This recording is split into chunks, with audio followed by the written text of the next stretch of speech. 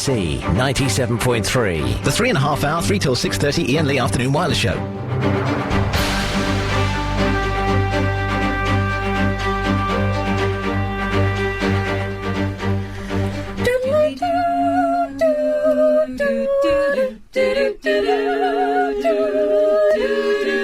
Slow down, you move too fast. You gotta make the morning last. Just kicking down the cobblestones, looking for fun and feeling groovy. Do. Hello lamppost, what you knowin'? I got to watch your flowers growing. Ain't you got no rhymes for me? Do, feeling groovy. Do. Got no deeds to do, no promises to keep. I'm dappled and drowsy and ready to sleep. Let the morning time drop all its petals on me. Life, I love you, all is groovy.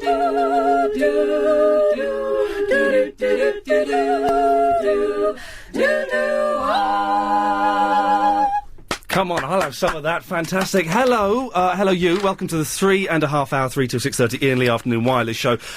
Action-packed list of things we've got today, and you've just heard there. Now, I'm going to get this right. El Capella. El Capella. Why aren't you called La Capella, or is there a La Capella already? I just think it scans better. I don't know. Well, maybe. Well, I think we were all sort of in a French phase and taking French courses and things at the time, and so L for female, E-double-L-E. Nice. So we're all girls. Let me explain. Now, it's not a barbershop. Oh, you are all girls, aren't you? Thank you for pointing that out. L, of course, means lady. That's it. In French. I speak the language. You're not a barbershop quartet. You're a quintet. yes, we're a quintet. That's cheating, surely, isn't it? Well, If you can just come a little bit closer to the mic as well, so while you're chatting. Barbershop really means it's a 4-part singing. So we are singing in 4 parts, even though we have 5 people. And you can have as many people as you like. So is someone people doubling up here? Yeah. Who's doing the doubling? Oh. It's the lead. Sometimes, just then. And you've got the lovely new shoes, of course. Now let me introduce you. Let's go round one at a time. Who have we got? We've got Angela. That's me. Hello, Angela. We have Erin. That's me. Hello. We have Julie. That's me. Madeline. Right here. And Alex. Hi. Alex has got the new shoes on. That's good.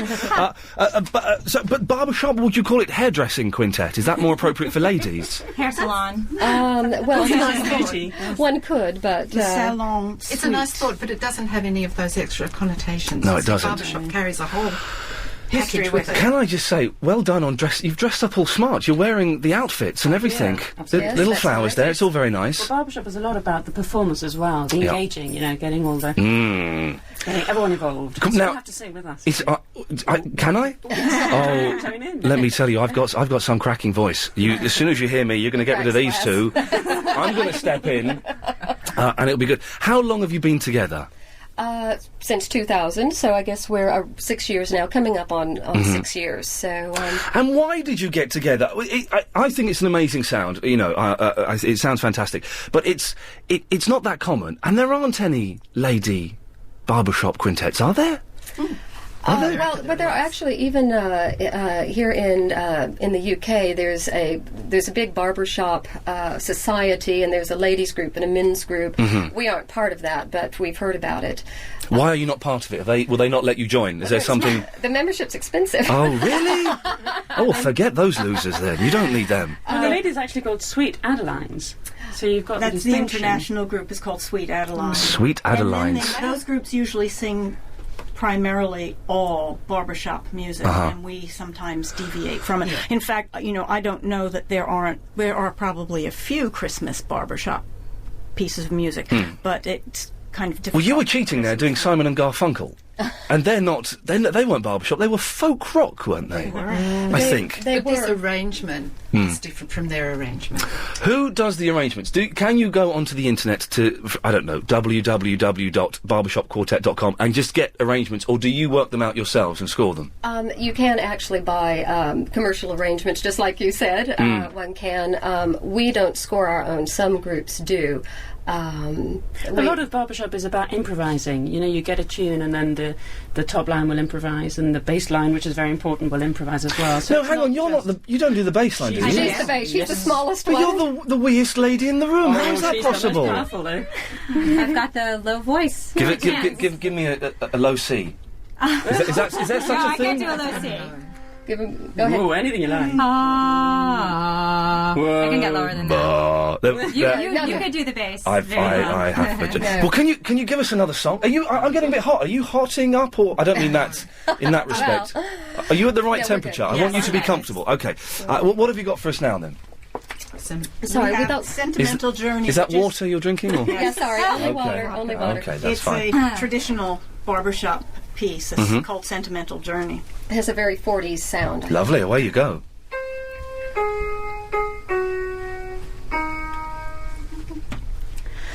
I'm taking a journey back home, going home.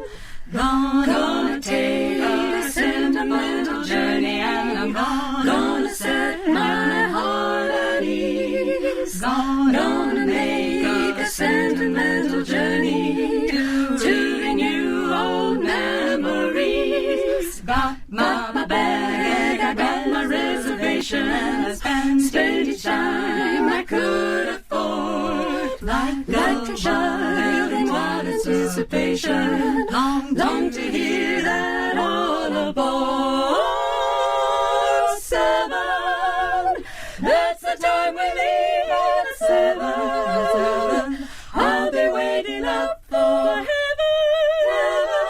counting every mile on the railroad track that takes me back. Never thought my heart could be so yearning. Why did I decide to roam? Gonna take a sentimental journey, sentimental journey home. Taking a journey back home, sentimental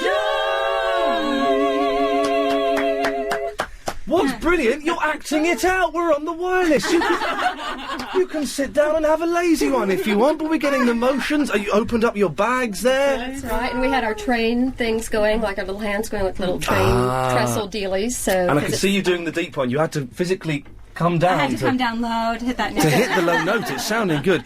So whereabouts do you play? What kind of gigs do you do? Well, we do a lot of different kinds, mainly around London, although we did have one concert in Rome once upon a time, but that was kind of Rome in Italy, I believe. Rome, Italy, Wow. yes. A But charity. That was a charity. Which we set out and we started to, because we liked to sing and because we thought that we would just then go out and sing for different charity groups. And the first group we sang for was the women who come to the day center for homeless women at Marylebone. And we went and sang for them at Christmas time. And then we had kind of got together ad hoc, and we had such a warm time and a warm welcome from them, and had a cup of tea or a mince pie. with Lovely them mince pie. afterwards. Was it tea you had with the pie, or was it a sip of brandy? It was tea. It was pure tea. Okay. Or something they gave us anyway. And so we decided that we would continue, and that's how it all happened. We Now went for I'm getting 1 year. accents from all. Are Yes. you all from the United States of America? We have a variety. We three are Americans. Alex is English, and she's I'm Australian. There we go. That's why it wasn't warm enough for you in the studio, because you're used to it being flipping hot. Well, how as an Australian did you hook up with these? Well, I arrived Just good luck. Here. I arrived here 2.5 years ago. Just come on, up to and the needed music in my life. You and needed a mutual passport?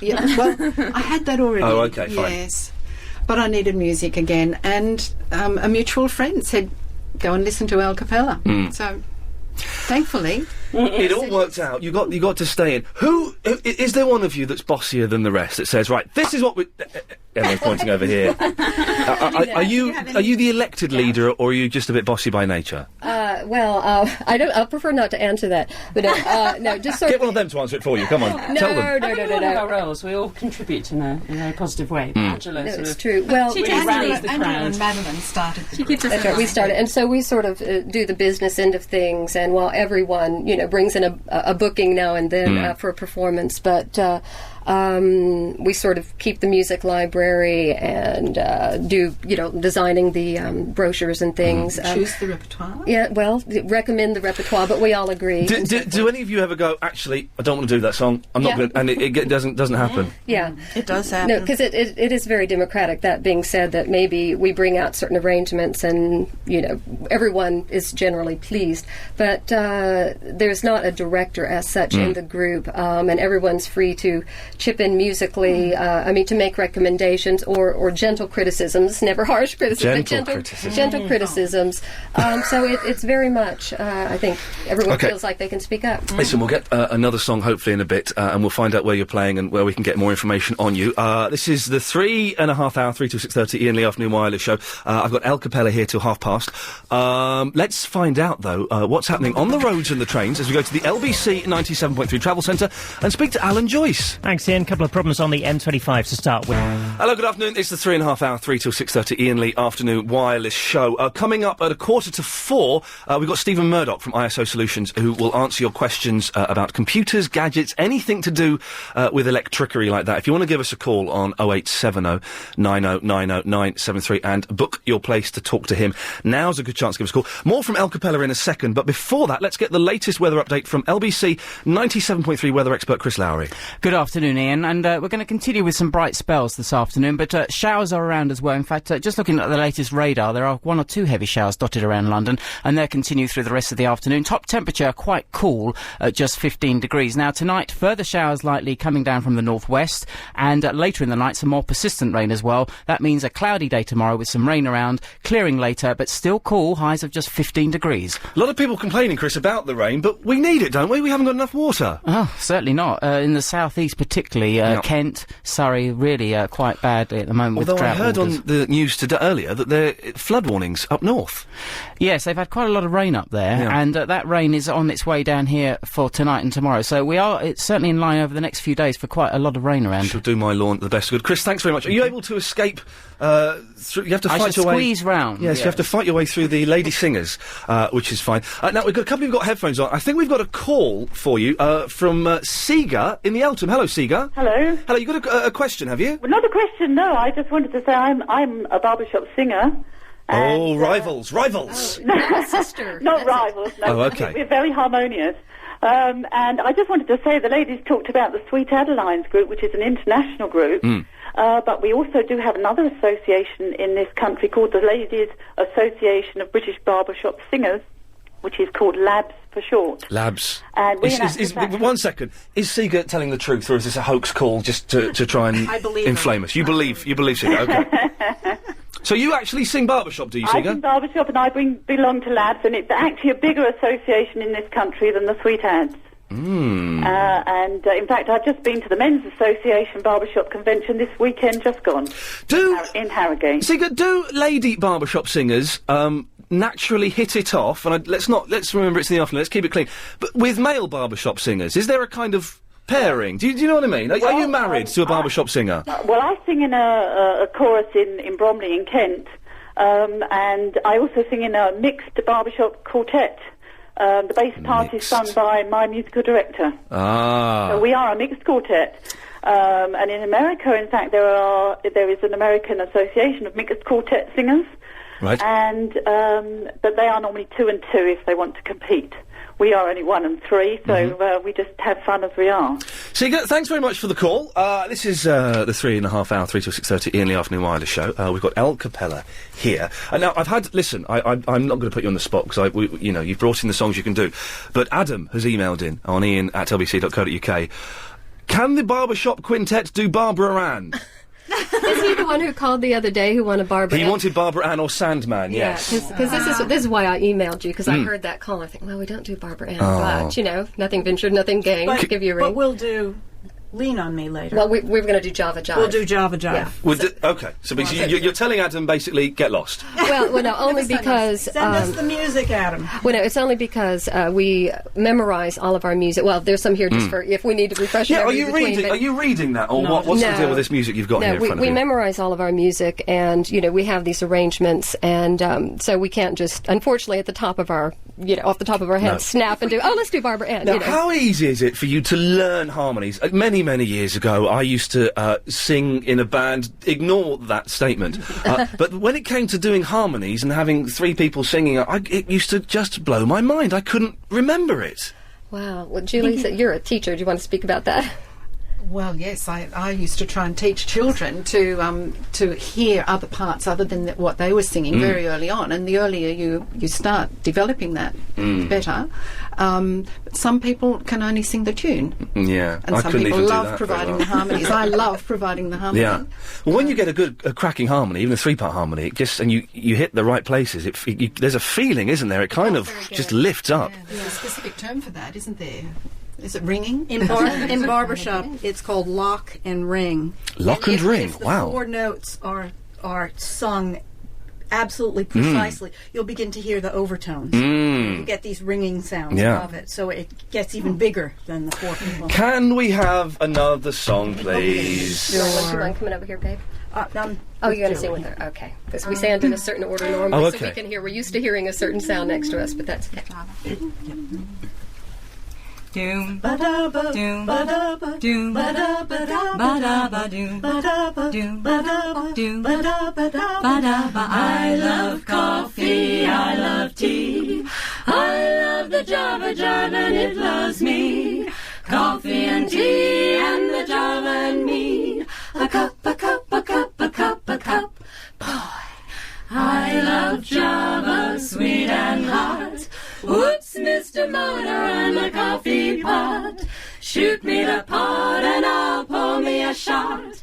A cup, a cup, a cup, a cup, a cup.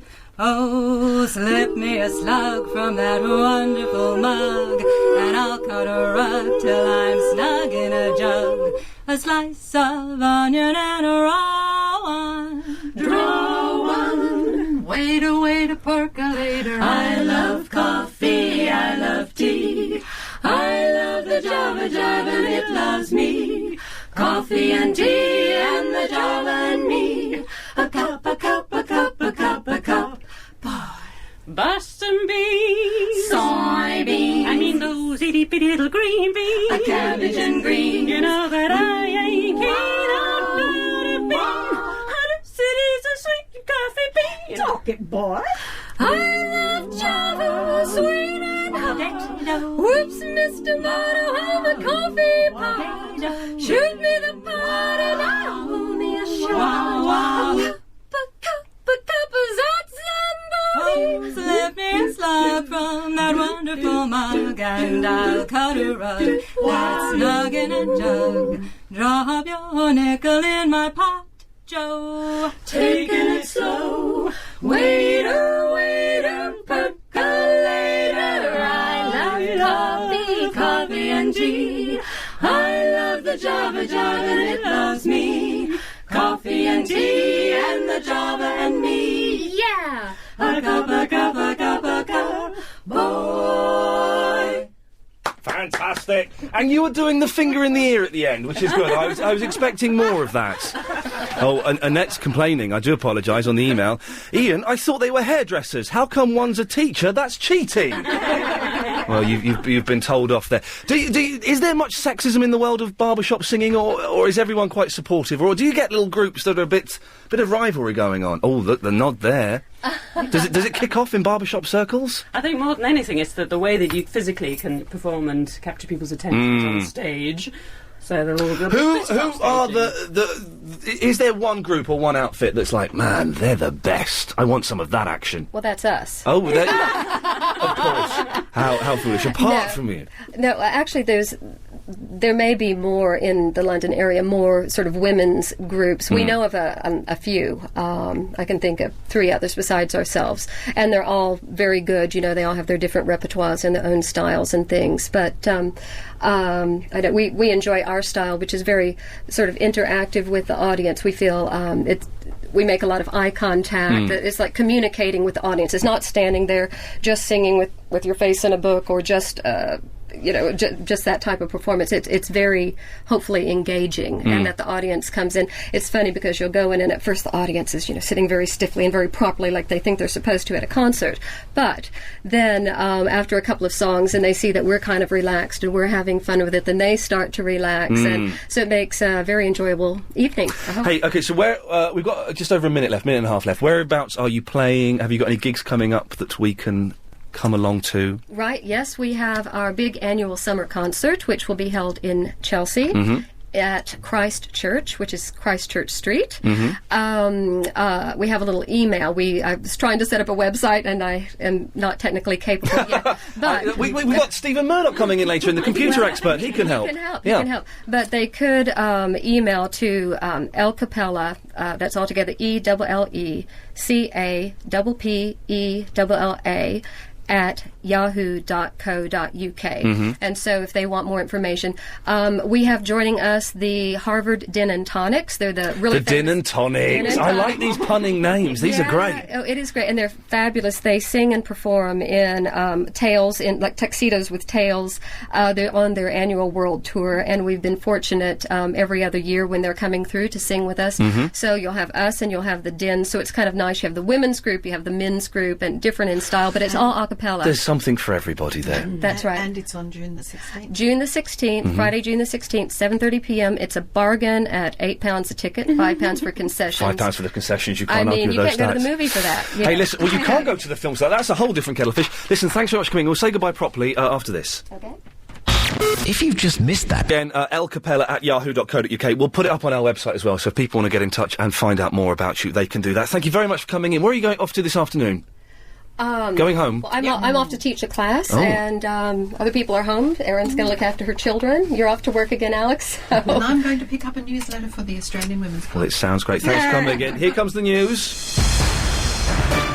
On FM. On DAB. And online. This is London's...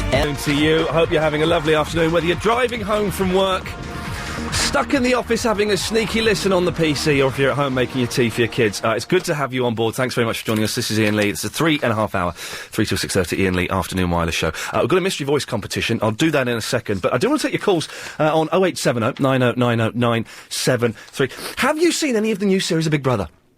I'm going to be completely honest with you, I haven't seen any of it yet, but I was reading about it in the newspapers today, and it turns out, surprisingly, they've got a load of freaks in. Now, is this Series 6, Series 7, something like that? Are you still watching Big Brother? Or are you, like me, a little bit bored of reality TV? 0870 90 90 973 is the telephone number. And who would you like to see in the celebrity Big Brother house? Anybody you'd like to see packaged up and shut in there for a few months on an end? I, for example, would love to see Jeremy Clarkson in there. And Ken Livingstone. Let's see him increase the congestion charge from inside the Big Brother house. 0870 90 90 973 is the telephone number. We've got the text machine up and running as well. It's 84850. 84850 if you want to text in. And you can email as well, of course, as always, iain@lbc.co.uk. In about 12 minutes, we've got Stephen Murdoch from ISO Solutions coming in. He's a computer and gadgets expert and can help you with anything to do that's vaguely technically minded. He helped me with my computer a couple of weeks ago, which is why we got him in. If you want to give him a call, probably I can see a lot of the lines getting busy, so if you want to give us a call now and book your place to speak to Stephen Murdoch, again, the number is the same as always, 0870 90 90 973. But it's time for the mystery voice competition. Today, we have got an LBC car sticker to give away. Who do you think this is? Music. There's not much there, is there? Have another listen. Music. Who do you think the mystery voice is? Let's have one more little go. Music. 0870 90 90 973 is the telephone number. Again, you can text through your answers to 84850. Now, I know the answer, and I don't know if I'd be able to place this. Here we go. Music. What's he saying? Muzzy? Muzzy? Music. Not sure. Okay. And I do want to know what you're thinking, what your thoughts are on the new series of Big Brother. Is it one step too far? Oh, the phones have gone crazy. Is this for the mystery voice? Do people think they know it? I'll play it one more time. Music. It's an LBC car sticker. Up for grabs there. Will look great on the back of... well, I assume you put them on the back. That's probably the logical place to put a car sticker. 0870 9090 973. Let's try and keep a couple of those lines free so we can get some calls for Stephen Murdoch, the computer expert who'll be in just after 4:45. Let's go to Ted, who's in... I think you're in Kent, are you, Ted? Yeah, it's Ed. You can call me Ted, though, Ian, if you wish. It's what, sorry? My name is Ed. Ed! I've added a bogus T. I apologise profusely, sir. You can call me Ted. That's what my girlfriend calls me, but you're more than welcome. Well, if that's what your girlfriend calls you, I think I'll stick to calling you Ed. What have you called in about, Ed? Basically, yeah, just heard you on the radio talking about Big Brother, just to say that my girlfriend and I are absolutely addicted, have been since the first series, basically, and I think, Channel 4 and the production team have got it sort of even better this year, because at the moment, it's unmissable TV. Why? Why? What have they done right this year? Because I remember a couple of years ago, it was very, very boring, wasn't it? Well, it's had that, element about it. We always find... I don't know, just watching real people doing sort of extraordinary things, just absolutely fascinating in a sort of a morbidly curious sort of way. Are they real people, though, Ed? Surely it's just nuts and sluts, isn't it? It's weirdos with big fake plastic boobs. I mean, there's a lot of freaks in there this year. Well, but at the end of the day, and I mean, if you don't have to look very far to find freaks in life. I'm sure, Big Brother only reflects, normal, wider society. Would you ever consider going in the Big Brother house, Ed? Well, we have had this discussion, actually. Right. We are not going to be buying the Kit Kats, I've got to say, because my girlfriend has point-blankly refused. Now, this is the golden ticket thing, is it? It is indeed, yeah. No, it's not my cup of tea, to be honest. I'm just an ordinary bloke. I haven't really got that much to sort of, offer the viewing public, I don't think. Well, basically, at the end of the day, it's kind of a melting pot for society, isn't it? Well, that's the way that I see it, but you've got to give credit where credit is due. Yeah. Choosing 24 random people or however many random people it is, and to get the dynamic right so that it becomes car crash television. I mean, at the moment, there's one guy on there. I mean, God, you can't believe that somebody would behave that way, that there are people like that out there. Really? Who know that they're on TV and yet prepared to expose themselves at that level. Yeah, it's quite frightening, really. Oh, when you say expose themselves, is this the man that's literally exposing himself? Well... Because I don't think I'd want my kids watching that kind of stuff. Yet it's aimed at the kids, isn't it? Well, I don't know what that suggests about me and my girlfriend.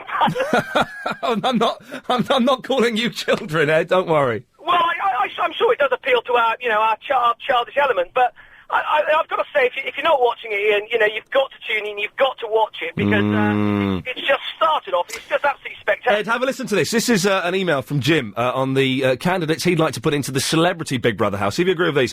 Ian, I would put Jeremy Paxman and Kilroy Silk in there. I'd also throw in Ian Hislop from Have I Got News For You. For once, there might be intelligent conversation. And Arthur Smith.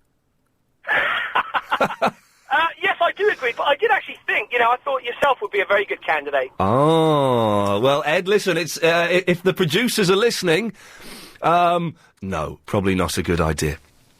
Okay, let us go to Paul, who's in Heathrow. Good morrow to you, sir. You all right, Mr. Lee? I'm very well, mate. What can I do for you? I'm going to win your mystery voice. The mystery voice competition. There is an LBC car sticker up for grabs. You have one more listen. You think you know who this is? Music. Oh, yes. Music. Music. What's your answer, Paul? That is the legendary cowboy actor John Wayne. You're saying this is John Wayne? Music. Paul? Yes. I can't believe it. On the first go? Yeah. You're wrong, mate. I'm sorry. Damn it! All right, there's no need for that. Sorry about that, but let's try and keep it clean. Sean is in the haze. Sean, do you want to have a go at the mystery voice? Yeah, Johnny Depp. No, I'm Ian Lee. No. Oh. Is it Johnny Depp on the voice? Sorry, mate, sorry. I'm just pulling your leg there a little bit, sir. Let's have a listen. Music. Johnny Depp, star, of course, of Pirates of the Caribbean, and the I thought slightly overrated Edward Scissorhands. No, it was all right. Well, a man called Edward with scissors for hands? Yeah, what's wrong with that? Well, it's hardly the stuff of documentary. Were you a fan of the Pirates of the Caribbean? Yeah, it was quite good. Yeah, they've made two more. Yeah, they filmed them both at the same time, back to back. Back to back? Yes. Are you going to go to see those, or are you going to wait till they come out on Sky? Nah, pirate. What? I get them on pirate DVD. Oh no! We'll cut you. I have to cut you off there. You were wrong anyway, Sean. No, and of course, can I just say, LBC 97.3 and everybody connected with this show and this station does not condone. Well, there's a whole topic in itself: the pirate DVD, which, of course, as we know, funds drugs and terrorism. So why would anyone? Well, yes, it's all a lot of fun when a Chinese fella turns up at the pub saying DVD. But that money is going towards drug barons, it's going towards international terrorism and prostitution of Eastern European women. So, not really something to be flippant about, Sean. Luckily, you got that wrong. Graham's in Woodford Green. Hello, Graham. Oh, hello, Ian. Hello, Graham. You have to forgive me, I'm a first-time caller, I'm a little nervous. Well, listen, it's good to have you on board, sir. Yeah, Oh, hang on. Oh, right, I'm there. You're right. Yeah, it's celebrity. Are you sitting down? Yeah. Okay. Yes, celebrity big. I think, Graham, you've got your radio on. Oh, sorry. If you could turn it off. My first time. No. I don't know how this goes. It's just that we have a 7-second delay and it's probably confusing you a little bit, mate. That's marvellous, isn't it? Yeah. What they can do these days. Apparently so. Yeah, celebrity Big Brother, quite an interesting subject. I thought it would be funny if perhaps Paul Daniels and the lovely Debbie McGee. Oh, in there together? Wouldn't that be a laugh? Oh, do you know what? It would be a lot of fun. I'll be watching the sort of, the coverage all down the internet, I think. Does Paul Daniels still magic? Sorry? Does Paul Daniels still magic? I don't think so, not for about, 40 years. Because I tell you what, he could give David flippin' Blaine a good run for his money, couldn't he?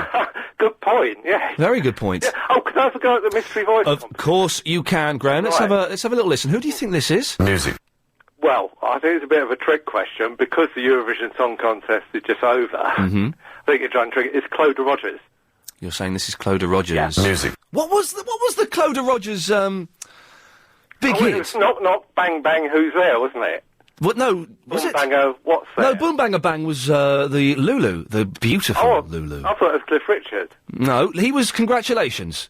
And do you know what? He never won it. He came second. That's incredible, isn't it? Yeah, because Shut Up With Your Face won that year, didn't it? No, that was Joe Dolce. I don't think Joe Dolce... I think we're getting confused slightly. Joe Dolce was not in the Eurovision Song Contest. Apparently that was a political song about immigration. Absolutely true. Jonathan is in Hammersmith. Hello, Jonathan. Oh, hello, Ian. Yeah, I was just ringing up because I can't cope with any Big Brother. I watched the very first one of the very first series, and I just thought it was really boring. I suppose it's different horses, different courses, but I just can't see what people see in it, to be honest. Yeah, do you know, I watched the first one, and the first one was quite good, because it was kind of like a psychological study into the mind, and we had Nasty Nick, we had Craig, we had that weird bloke in his red shorts, but since then, it's just become sensationalist rubbish. Yeah, exactly. Yeah, totally agree with you. It's something about it, I just can't... it doesn't ring true for a start. I know someone said to me, I watch it because it's real life.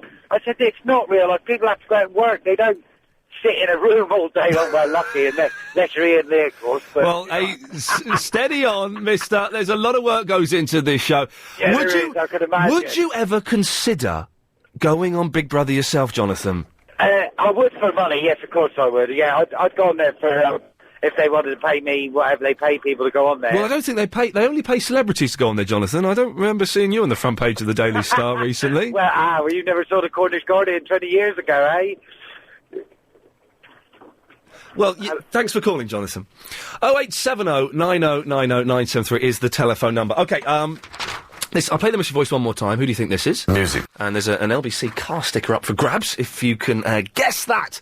So far we've had Cloda Rogers, John Wayne, and Johnny Depp. It's none of those. After the travel, we're going to have... I've lost the fella's name! I can't believe it! Oh, dear. Oh, it's Stephen Murdoch, isn't it? Sorry, Stephen, from ISO Solutions, answering your gadget and computer questions. But first of all, let's find out what's happening on your journey home on the roads and the trains and the LBC 97.3 Travel Centre. And Alan Joyce. Alan, sir! Thank you, sir. Right, M1 firstly, and it's looking slow with I hope you're having a lovely afternoon. What's the... Oh, dearie me. Well, I'm looking out the window. I've got a flipping weather expert in the studio. LBC 97.3's weather expert Chris Lowry. What's happening up in the sky? Well, there's some bright spells around this afternoon, Ian, but there's also showers as well. One or two of those are going to be quite heavy, and they'll be passing along quite quickly on the brisk wind that we have blowing through this afternoon. But it is cool. Top temperature in London at the moment, 14 degrees, and that's as high as it's going to get today. Now, Chris, going off on a tangent ever so slightly, we've been talking about Big Brother. Would you ever consider going in the Big Brother house? Never. Really? No. Oh, you'd be great in there, I think. Why is that? Just because you're very extrovert and exciting. Really? Yes. I couldn't stand it. I can't stand watching it, and I wouldn't want to be in it. Well, that's me put in my place. Chris, thanks very much for the weather update, and we'll speak to you a little bit later on. OK, something a little bit different for us here. This may become a regular feature if it all kicks off. Sorry, I just got the terrible trouble with the heating. Christian, could you keep an eye on these emails, and if anything that is relevant comes up, if you could print them off for us. I did print one off earlier on. It's with great pleasure I turn to my left and I salute Stephen Murdoch from ISO Solutions. And now Stephen is a computer and gadget expert, and he helped me a couple of weeks ago with some terrible problems I was having with my hard drive. I had to wipe quite a lot of information off there. But the thing is, when you wipe hard drives, it can always be found. So I had to have a complete wiping of the hard drive, so there was nothing on there at all, not a trace of anything. That's right. And you were fantastic at that. Very reasonably priced as well, because a lot of these computer experts, Stephen, especially these phone lines, it's like £1.50 a minute. I know, you have to be very careful with that sort of thing. I mean, I've you know, previously, before I worked for ISO, and obviously, you know, we have certain discounts with various companies. I was taking out, you know, various, you know, insurance policies, and these things are not worth the, you know, the paper they're printed on. Is that true? You end up phoning, you know, £1.50, £2 to basically check some very, very fundamental information about your PC. So, you know, it's always best if you do know someone who can help you out. Now, before we get on to the actual, by the way, if you want to give us a call, I think we need to clear a couple of lines. A lot of people are phoning in for the mystery voice. If you want to give Stephen a call, anything to do with computers, gadgets, electrickery, anything like that at all? Anything like that. I mean, I'll do my best. I can't work miracles down the line, but... If you want to give us a call, it's 0870 90 90 973. You can text 84850. Before we do computers, sorry, I didn't say we were going to talk about this, but we are talking about Big Brother. Are you a fan of the Big Brother, Stephen? I haven't. Well, I saw it about. It must have been a couple of years ago. Was it the guy is Cameron? Cameron, the Scottish That's right, devout. He actually opened. I think it was my cousin, it's my other cousin, her sister, right. Works in it's like a double glazing place out in Fife, and Cameron, who actually won it, was, you know, she's lucky enough to meet him because he opened it. So, wow. You know, it's you know, I don't know what he's doing now. She's not in touch with him. She only met him once. If you need to cough at any point, by the way, I should point this out. There's a little, by your little dial there, there's a little cough button which if you press, that should cut your microphone off. That just cuts out the electronics of the is it? I don't think it's working, actually. Are you pressing it? What do I do there? Are you pressing it? I don't know I don't know which one it is. Well, let's leave it. I'm just saying, in case you get complicated. Okay, let's steam in. We've got a call. It's Jackie in Bexley. Hello, Jackie. Hello, Ian. How you doing, my love? You all right? I'm right, thank you. You? Yeah, fine. Are you enjoying this slightly rainy weather today? Well, it's not so bad today. Okay. It's been awful. You say it's been awful, but we need the rain, don't we? We do, but when you walk a dog, it is mucky. Yes, ruin the old carpets. Okay. Well, Jackie, have you got a question for Stephen Murdoch? I've got two, actually. Oh, well, I don't know if we've got time. Let's start with one and see if we can carry on. Right, one, hello, Stephen. Hello there. Hello. I keep getting adverts popping up, although I've got two ad blockers on there. What can I do? I'm afraid it's going to crash on me. Right, it is a problem, and I think it's sometimes something to do with, you know, deleting cookies on your hard drive. You say you got a dog. The dog has not been anywhere near the... The what, computer. sorry? The dog that you walk. You say you walk a dog? Yes. The dog's not, you know, come in contact with it at all? No, okay. No, it's best to always try and keep, you know, any household pets away from the computer, you know. Oh, really? Oh, because... Is that true? Because I've got a cat. Well, I remember at your house, we had trouble with those hairs down the back of the screen. We don't know definitely that was the cat. Well, I don't know. I mean, unless they're yours, unless you're mould. Well, steady. So basically, try and delete some of those cookies. Keep the dog away, and hopefully. Yeah, she's only a little wee thing. I don't think She doesn't jump up. Oh no. Well, you say that, you don't know. I mean, your back's turned. It's easy done. Hairs that fly around. That's right. Yeah. And it's easy done, and it takes one hair from what sort of dog is she? Only a little Jack Russell. Right. Well, I think lovely. Jack Russell. I've not come across that particular breed causing trouble, but if you do, if your back is turned, as I say, you can be out the house. It probably could be the dog, but probably not. So does that help the problem? Oh no, I'm not being. Maybe it's not the dog. It could be something else. Yeah. Does that help, Jackie?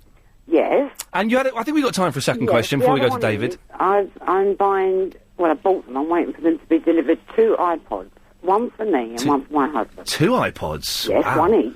Are they the nanos or the big ones? They are big. Big iPods. size. They hold about 7,000 minimum. Wow. Minimum? So you can't have any 7,000. I don't know there were 7,000 songs in there. Sure. You bought 2, and what's the question?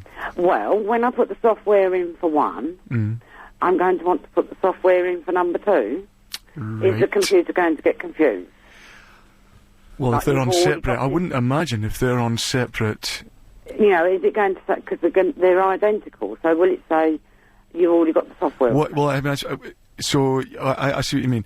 No, it shouldn't be a problem. What you're planning to download? What sort of thing? Well, first of all, Iain and Lee's show, so I can take it on holiday. Oh, that's very kind, Jackie. Thank you. Flattery, and also music. What sort of music would it be? It's from sort of American websites, or?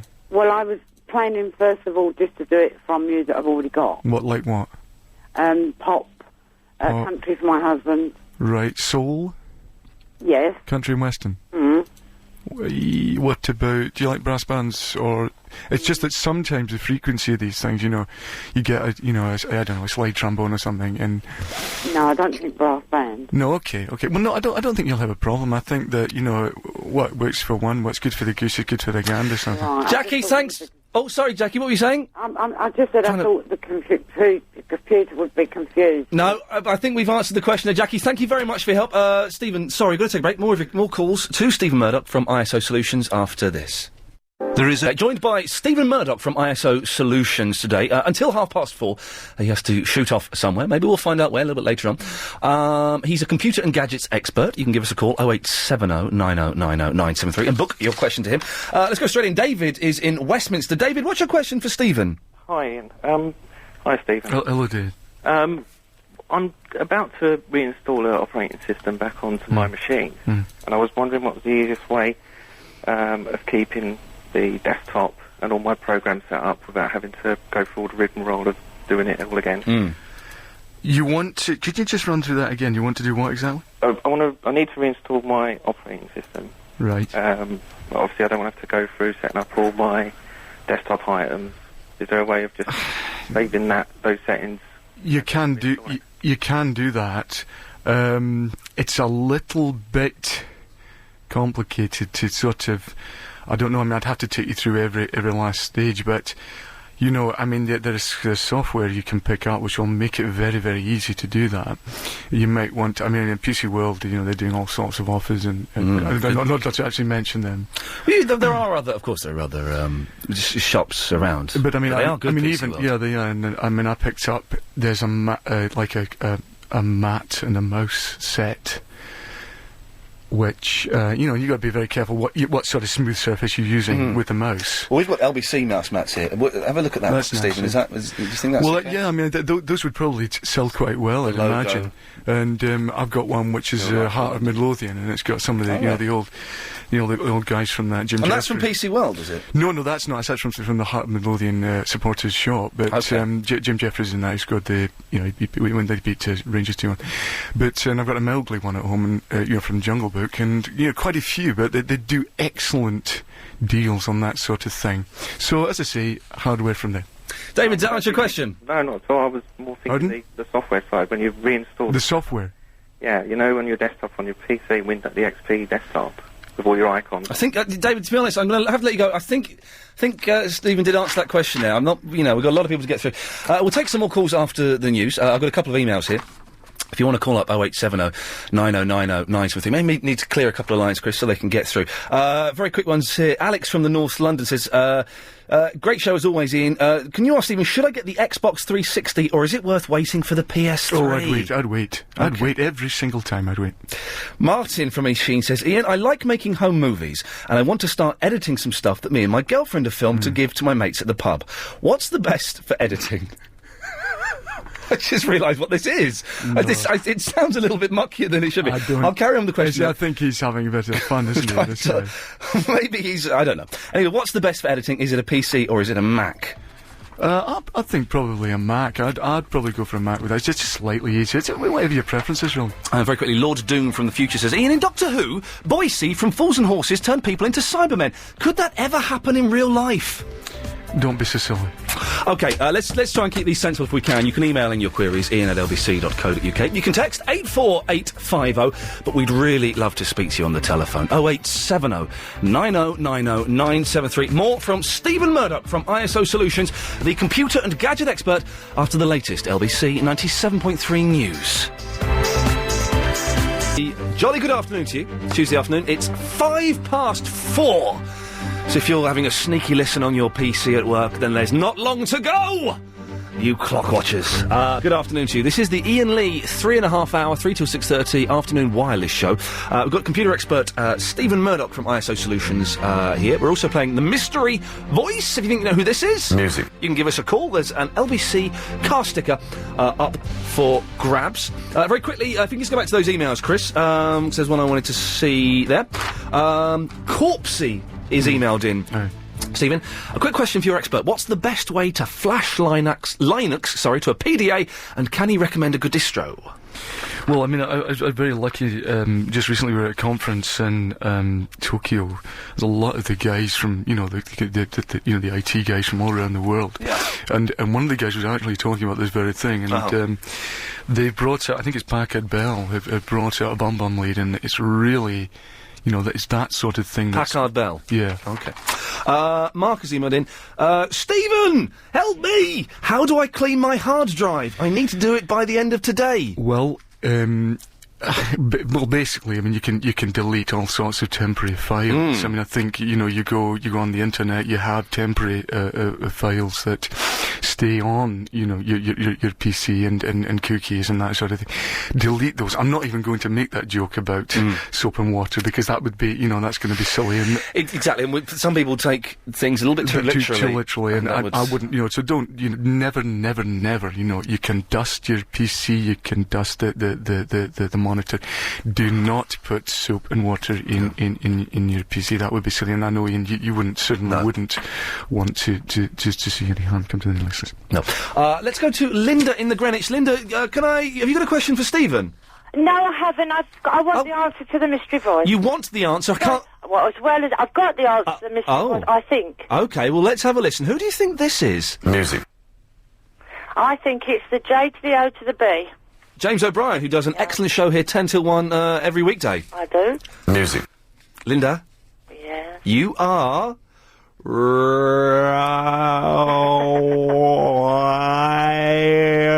You're wrong, love. Oh, I'm sorry. Oh. Go back, cook your husband a nice meal, and you won't feel so bad. You'll feel satisfied with your lot. Thanks very much, Linda. John is in Vauxhall. Hello, John. Hello, Ian. Are you mystery voicing it, or have you got a question for Stephen? Question for Stephen. OK, where you go. Hello there, John. Stephen, hi there. On my daughter's computer, if we play a DVD, the sound is absolutely terrible, breaks up and everything. But if we play something which has already been is already on the hard drive, yes, the sound is perfect. Have you've checked the speakers, obviously? Well, the speakers are fine if you play something that's on the memory. Right. But it's only when you're playing a DVD or a CD in the drive, CD drive, DVD drive. All the obvious things, of course. Check the DVD is okay. check the speakers, check the connections. I had a terrible thing recently where I downloaded something as a screensaver, and that played havoc with the sound on my computer, and it was sort of monster trucks I downloaded. I don't... Be very careful. They're the big trucks? Yeah, it was the Ford dumper that I was using as a screensaver for a long time. Those wheels are as big as cars. They are very, very big, and some of those, because I've got a couple of magazines on that sort of thing. I have to say that she's not connected to the internet. Hang on a second, John. So you're into monster trucks then, are you? Well, it's only a recent thing. I know that image of computer guys are geeks and that sort of thing. It's only a recent thing. I'm not. I mean, I quite like horses before, and my screensaver was actually a horse, Palomino.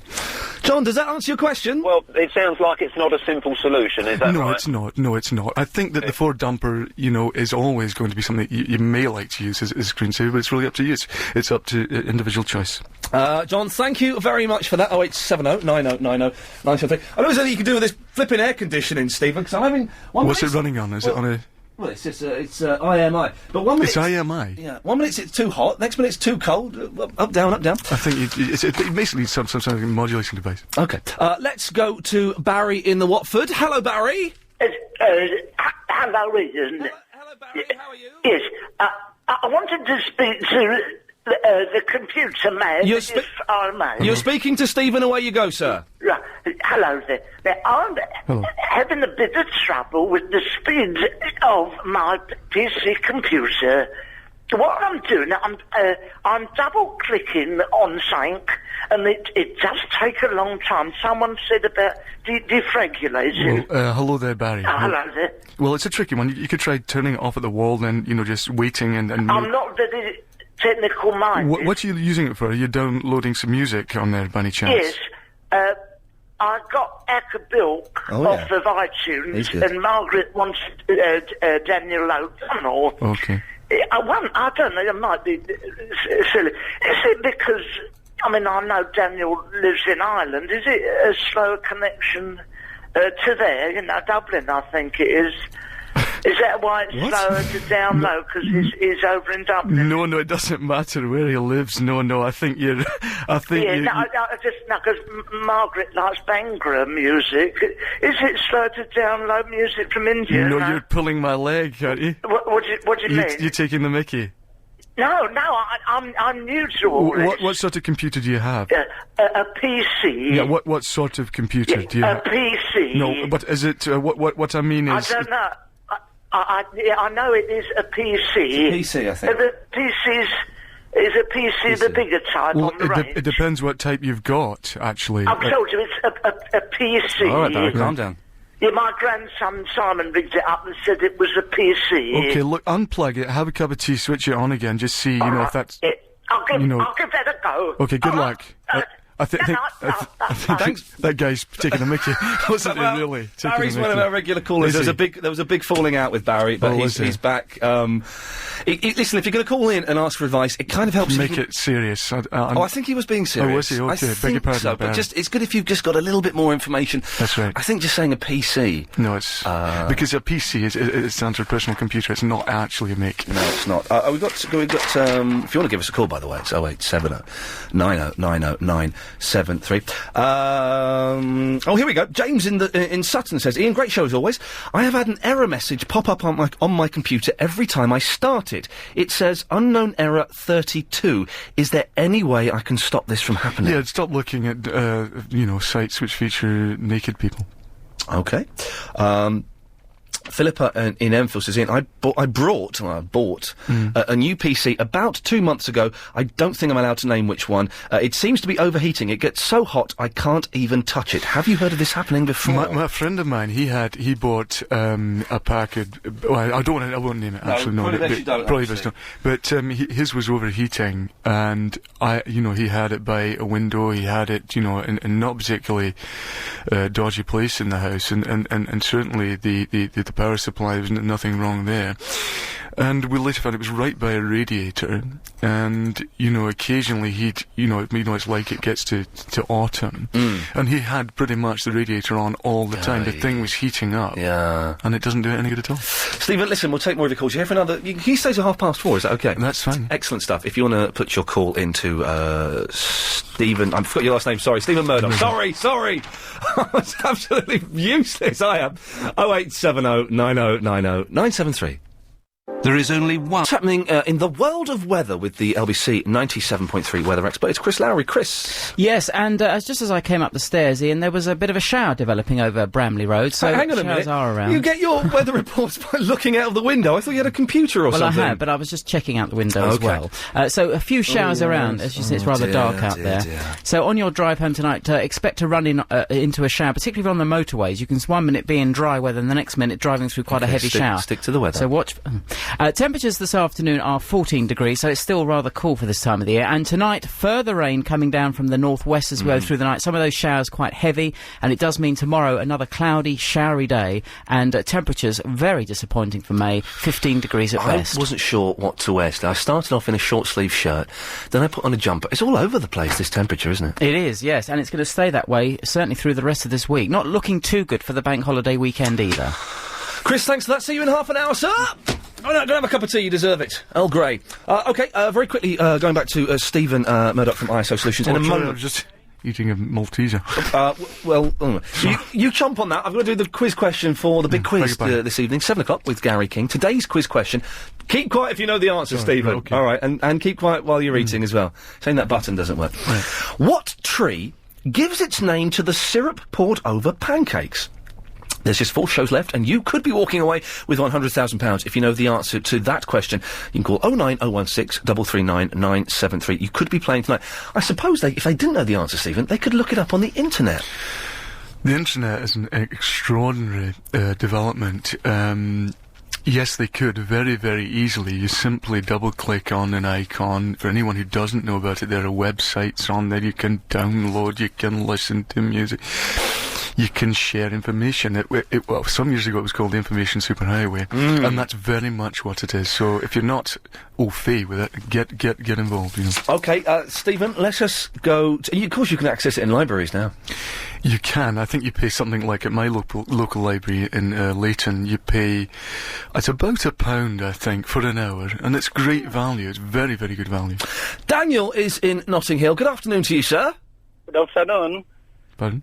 I have a question for Stephen concerning computers. Okie dokie.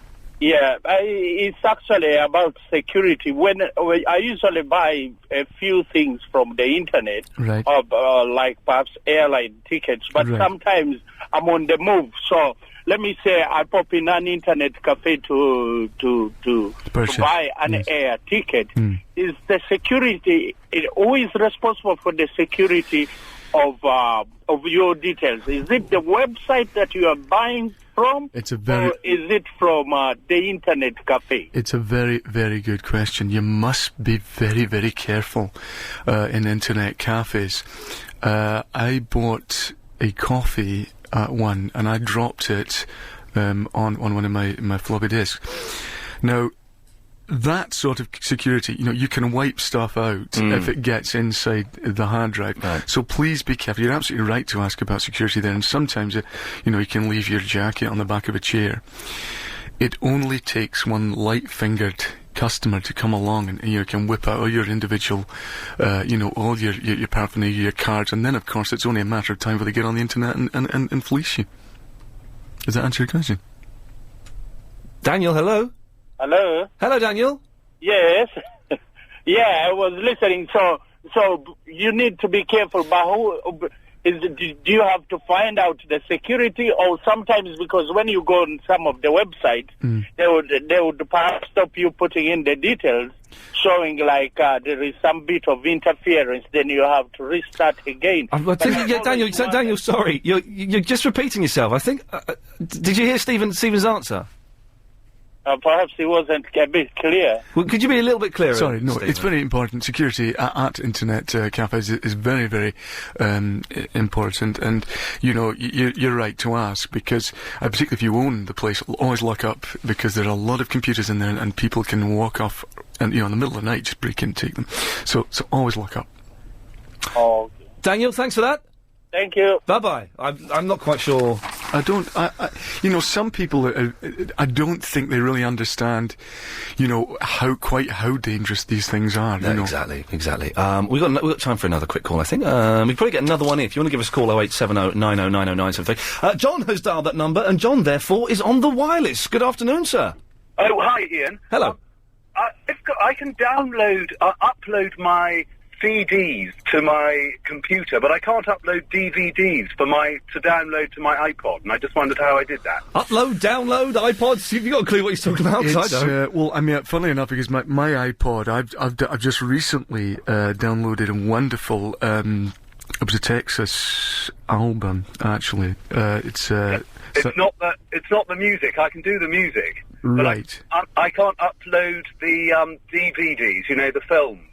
Because I got one of these iPod video things. An iPod that plays videos? Yeah, Wow. well, it's supposed That's to, good. but I've never seen a video on it. No, I've never ever heard of that in my life. Oh, okay. I didn't know that such a thing existed. Yeah, you seem to know less than I do about these things. Well, about that I do. I've never heard of that. Oh, right, okay. It's an iPod that plays videos. Are you sure, John?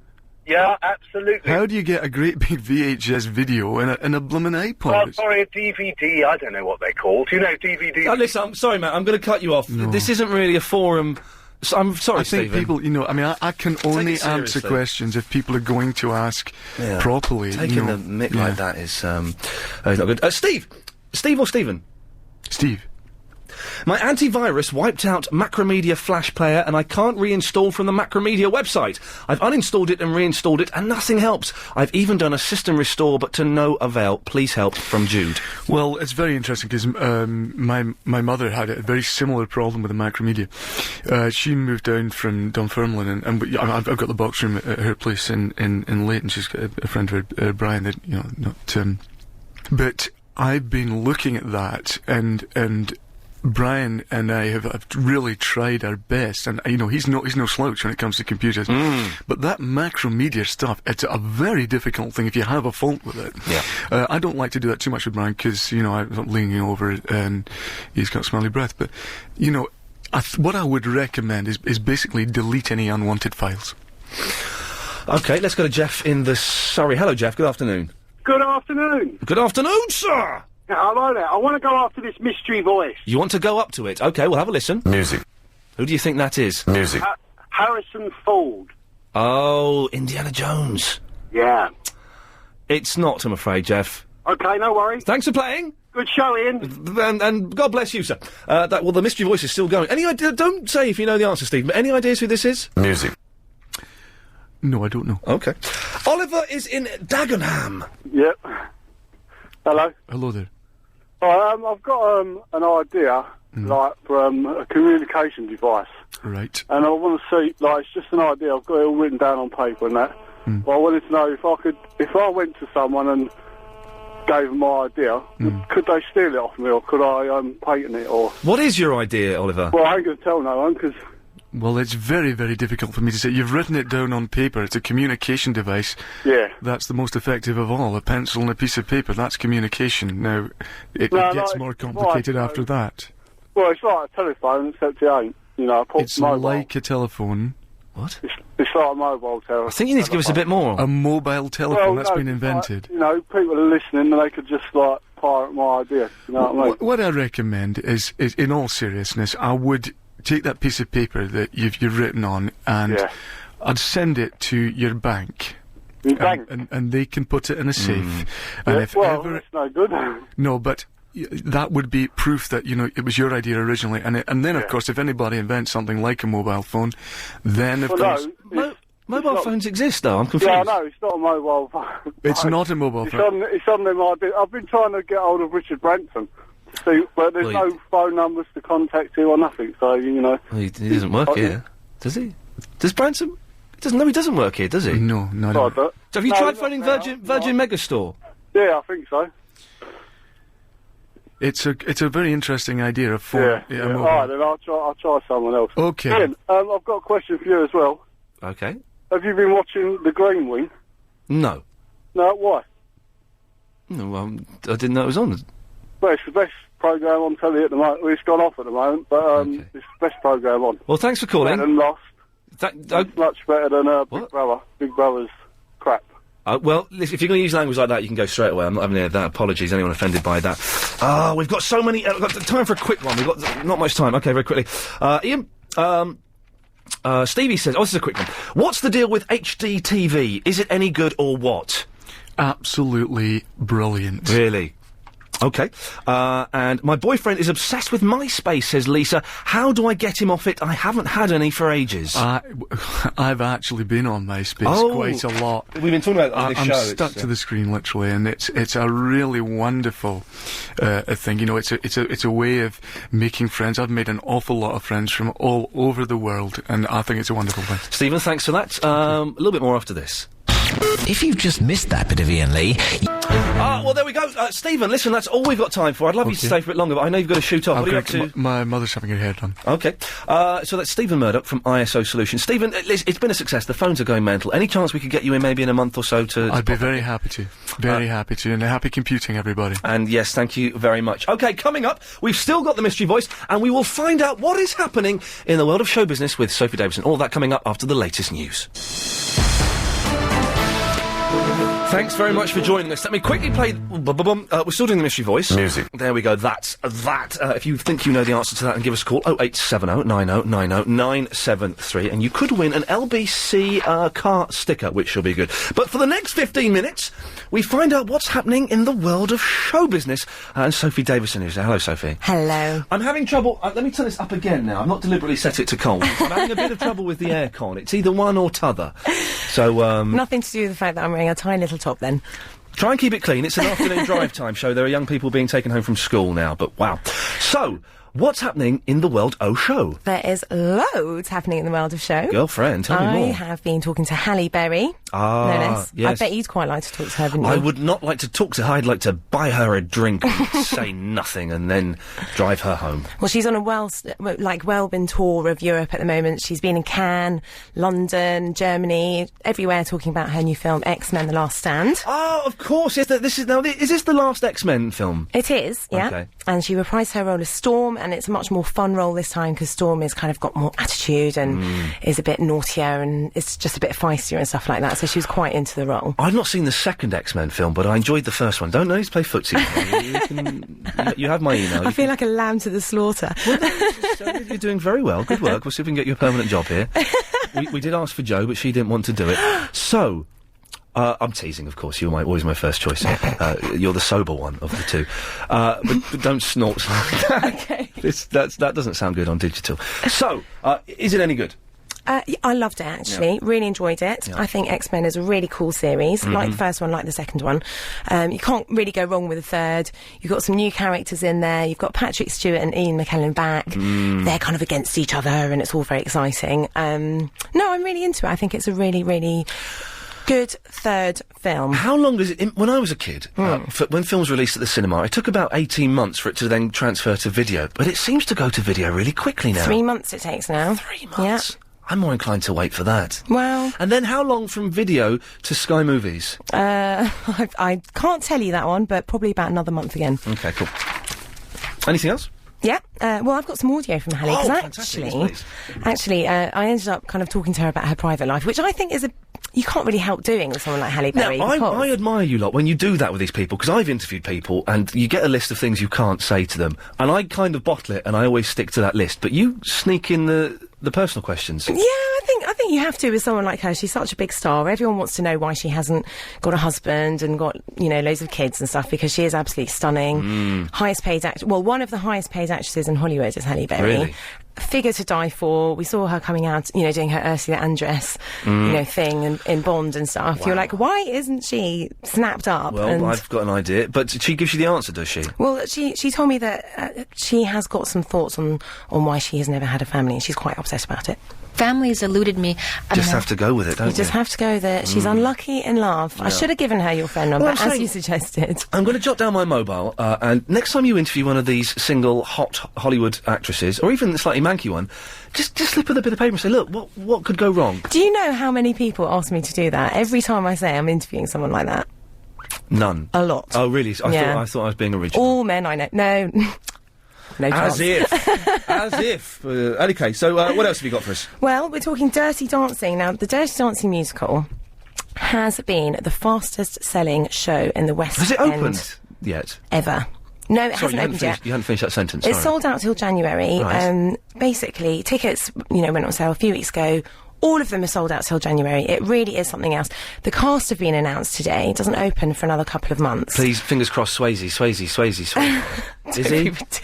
Swayze in it? He's far too old now, isn't he? What's the quote from Dirty Dancing? No one makes baby sit in a corner. Yeah, is that right? It. Yeah, I used to go out with girls. I cannot wait to see that line in the show. I mean, it's going to be brilliant. Everyone wants to see that film, 10 times over, including the two people who've been chosen to play Baby and Johnny Castle. So they're both unknown. Johnny Castle. That's a good name, isn't it?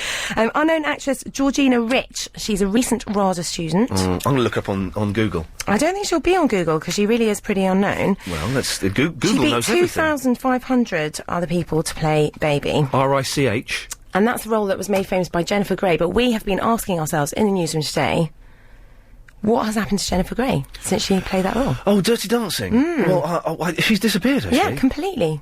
Well, if anyone knows, 0870 90 90 973. I remember that was a chick flick, but it was one that boys like to watch. Yeah, of course it was. Teenage boys Patrick Swayze had all the moves, didn't he? Well, I wasn't watching it for the Sways. I was watching it for Jennifer Grey. There's that one scene, isn't there, where she's in a leotard. Yes. Yeah, it's the dancing movie. Chris, I think line 1 might know what's happened to Baby. Can we check? Line 1, hello, you're on the air. Hello. Do you know what's happened to, was it Jennifer Grey? I have no idea, I'm afraid. Well, that's you've ruined the flow there. Sorry, Sophie, I thought you'd never know. Well, let's hear from Georgina, who's saying it's just very weird learning the lines that she knows already because she loved the film so much. There's certainly, bits of it. So Dirty Dancing is the fastest-selling show in West End history. So but it's never been staged before. It's not been staged in the States. It's been staged in Australia before. Oh, it was a massive hit in Australia, dear. sell out in Australia as well. Now it's come over to London. The guy who played Patrick Swayze's character in Australia is playing him in London, basically. Now that's what I wanted you to say. The guy who played Patrick Swayze. Yeah.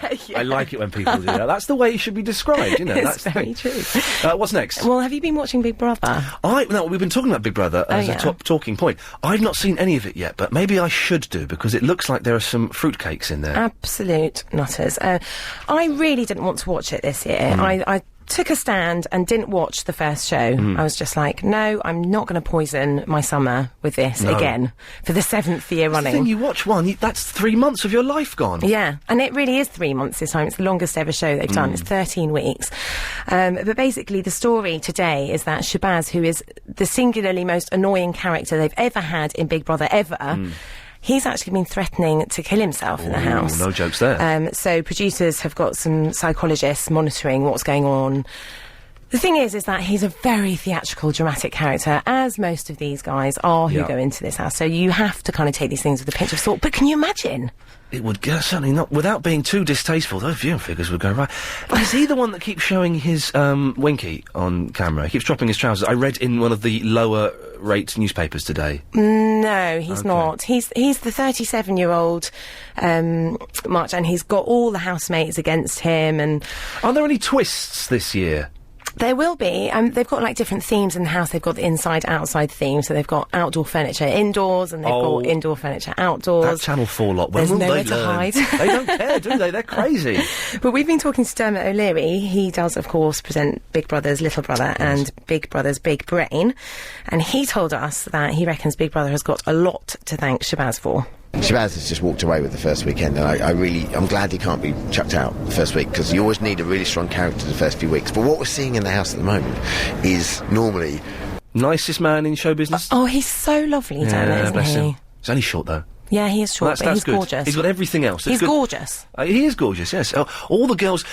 my chemist that I go to, not regularly, it's cleared up now, but the girl in there, she goes, well, last time I was in there, she goes, oh, you're that guy off the telly, aren't you? So, well, a little bit. She goes, yeah. What's Dermot O'Leary like? Well, that's not why I'm here, it's to fill you in on Dermot. On the other fit guy on the box. Hang on. The other fit guy on the box. Oh. Interesting. You've got Freudian slip 35 there. seconds. What have you got for me? Just very, very quickly, I've been talking to John Batsek, who's the producer of this brilliant film which came out at the weekend. It's a documentary called Once in a Lifetime. Now, I was the only person to have a DVD of this to watch, other than David Beckham, which is pretty cool. Wow. It's the story of the New York Cosmos, and it's basically about this guy called Steve Ross, who worked for Warner's, and he was a very influential guy, and he brought soccer to the States and managed to lure Pele over from Brazil. Tell me it was Brazil. Yeah, it was Brazil. Well, let's have a listen. We've got to leave it there. It sounds good. Thank you very much for popping in. Thank you. Are you off to any showbiz parties today? I am going to a screening this evening. I am blowing out Hugh Hefner tonight. That's how cool I am. So the screenplay's about a struggling actor. Good to you. Hope you're enjoying the show so far.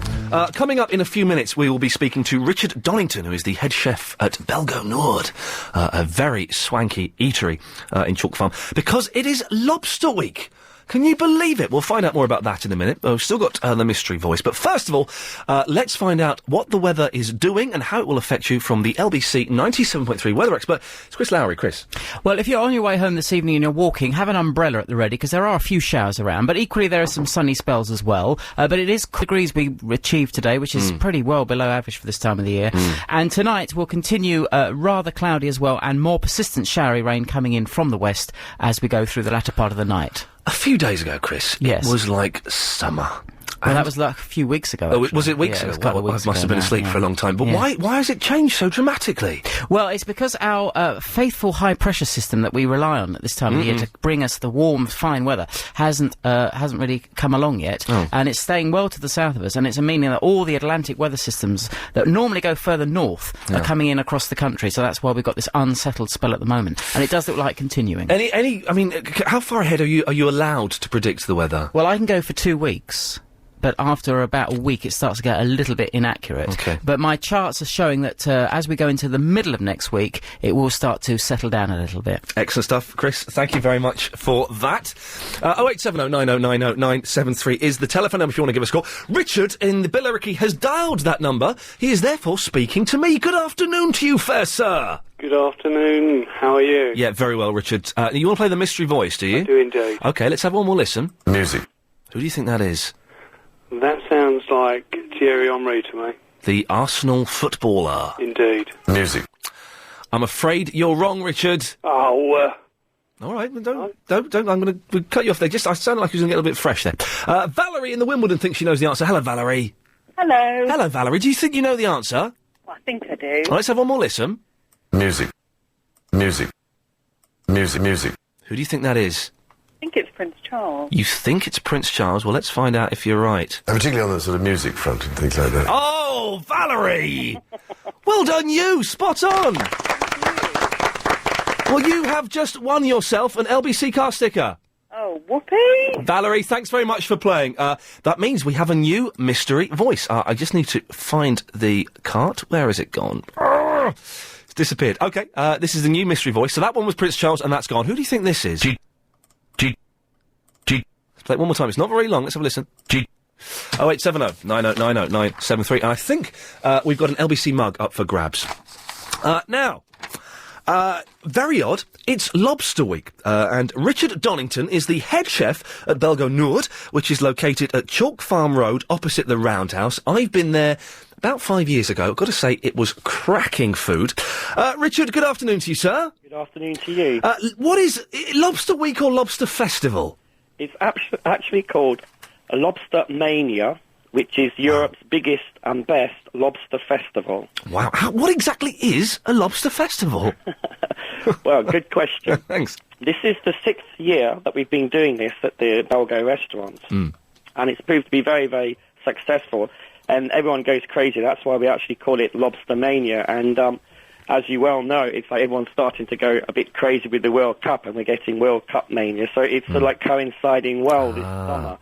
And it's going to last for the 2 months of June and July. Right. So obviously the first day is the 1st of June. Oh, so it's 2 whole months. It's not just a week. Exactly, 2 whole months. And it starts Thursday next week. Right. It's the big kick-off for the Lobster Festival. And basically, as everybody knows, Velgo is quite famous for its mussels. But for those 2 months during the summer, we like to just offer something a little bit different. And that's why we go crazy with our lobsters. And we do, without doubt, the best deal on lobsters anywhere in London. Well, how much? Lobsters are quite pricey, aren't they? They are very, very pricey. The lobsters we use are coming from Canada. They come from Nova Scotia in Canada, and they actually come from the best waters for lobsters. So hang on, you don't import them live, do you? Yes, we do. Yes, they actually come. That's fantastic. That's incredible. They come air freighted, and they actually arrive at Heathrow Airport. Right. Just like normal passengers. with their little lobster passports and things. Well, I don't know who's going to check the passport. No. It's going to take quite a long time. Be a bit nippy. Yes, for sure. Yeah. No, they're very humanely brought over here. They're like packed in a cool styrofoam boxes full of ice, and they actually sort of like go to sleep during the flight. Really? And it's only when they actually arrive here. I did not know lobsters slept. I didn't know that. I just no, they do. Yes, I think the correct word is they go dormant. Oh, you've got a phone call there. Do you need to take it? No, that's okay. That's fine. Okay. I heard them trying your mobile, and they're obviously keen to speak to you, but tell them to wait 5 minutes. You can see how busy it is in a restaurant, you see. It's crazy. The phones never stop ringing. So you're the head chef. Are you kind of like a Gordon Ramsay? Are you a foul-mouthed swearer? No, I'm not actually, no. No, I'm a little bit more calm than that. I only really swear sometimes when the stress is really getting too much, perhaps on a Saturday night. And some of my chefs start burning things or dropping things. Then sometimes I can't help the odd foul word. Okay, well, don't forget you're on afternoon radio, so keep it clean. Richard, I've got to take a quick break. Can you stay there for a few more minutes? Yeah, for sure, yeah. Okay, we'll find out more about Belgo Nord and the Lobster Mania Festival. 2 whole months of crazy lobster action. If you're a fan of the lobster... I must admit, I've never had one, but if you're a fan of them, give me a call, 0870 9090 973. Let's see if we can find the best lobster recipe, or maybe the best way of cooking them. I'll be asking Richard for his opinions. 0870 9090 973. Of course, you can email Iain, IAIN, at lbc.co.uk, and we've dusted off the text machine, 84850. Once upon a time, in a land far, far away, there was a prince wanted to marry a princess, but not any old princess. Thanks for joining us. We're speaking to Richard Donington, who's the head of Belgo Nord. That's the one, yes, yeah. I didn't know that Nord was part of the title. I just thought it was Belgo's. No, well, Belgo is the group name, but there's 5 different Belgo restaurants. Belgo Nord basically means Belgo the North. Can I say, I must admit, and you're going to hate me for this, I am a vegetarian, but the only time I've willingly eaten a piece of meat in the last 17 years was in Belgo Nord. When, was it a cockle or a mussel? Mussel. I had a mussel. Yes, yeah, we are famous for our mussel. I've got to say, I didn't enjoy it. Really? Well, yes, it was too slimy for me, but I know they're very popular, and I'm not doing you a disservice there. Actually, because they're almost like the perfect food, because they're very high in protein and they're very low in fat. And that's why, and also, well, they do taste delicious. But I suppose it is an acquired taste. And also, I hadn't eaten meat for 10 years, so maybe I wasn't used to it. Richard, what's the best way to cook a lobster? Okay, let me just firstly tell you quickly how the lobster deal works here. Okay. I mean, we do lobsters. We do a lobster dinner, which is like a lobster croquette or lobster soup to start with. And then for the main courses, you can pick between a lobster salad, a whole grilled lobster, or surf and turf, which is half a lobster with a steak. And for people with a very big appetite, you can actually have a whole surf and turf, which is a whole lobster. Don't say there's lobster sorbet as well. Please say there's not lobster sorbet there. No. God for that.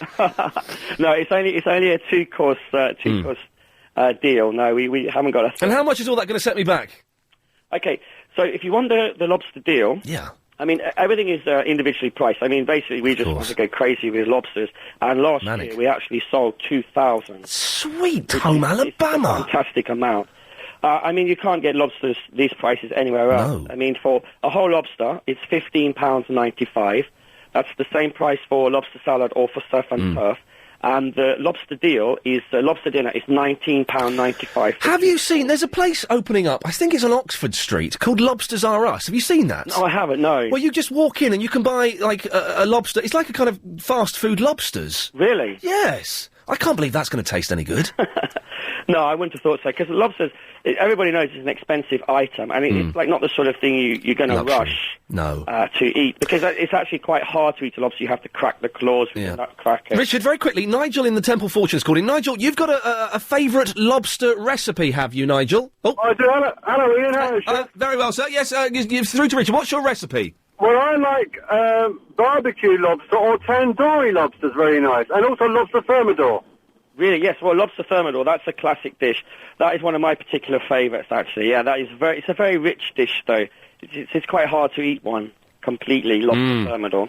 Richard, thanks for that, Nigel. Richard, very quickly, Elisa has emailed in. There are different techniques of killing the lobster. Apparently, Gordon Ramsay puts his in a freezer to send them into a coma.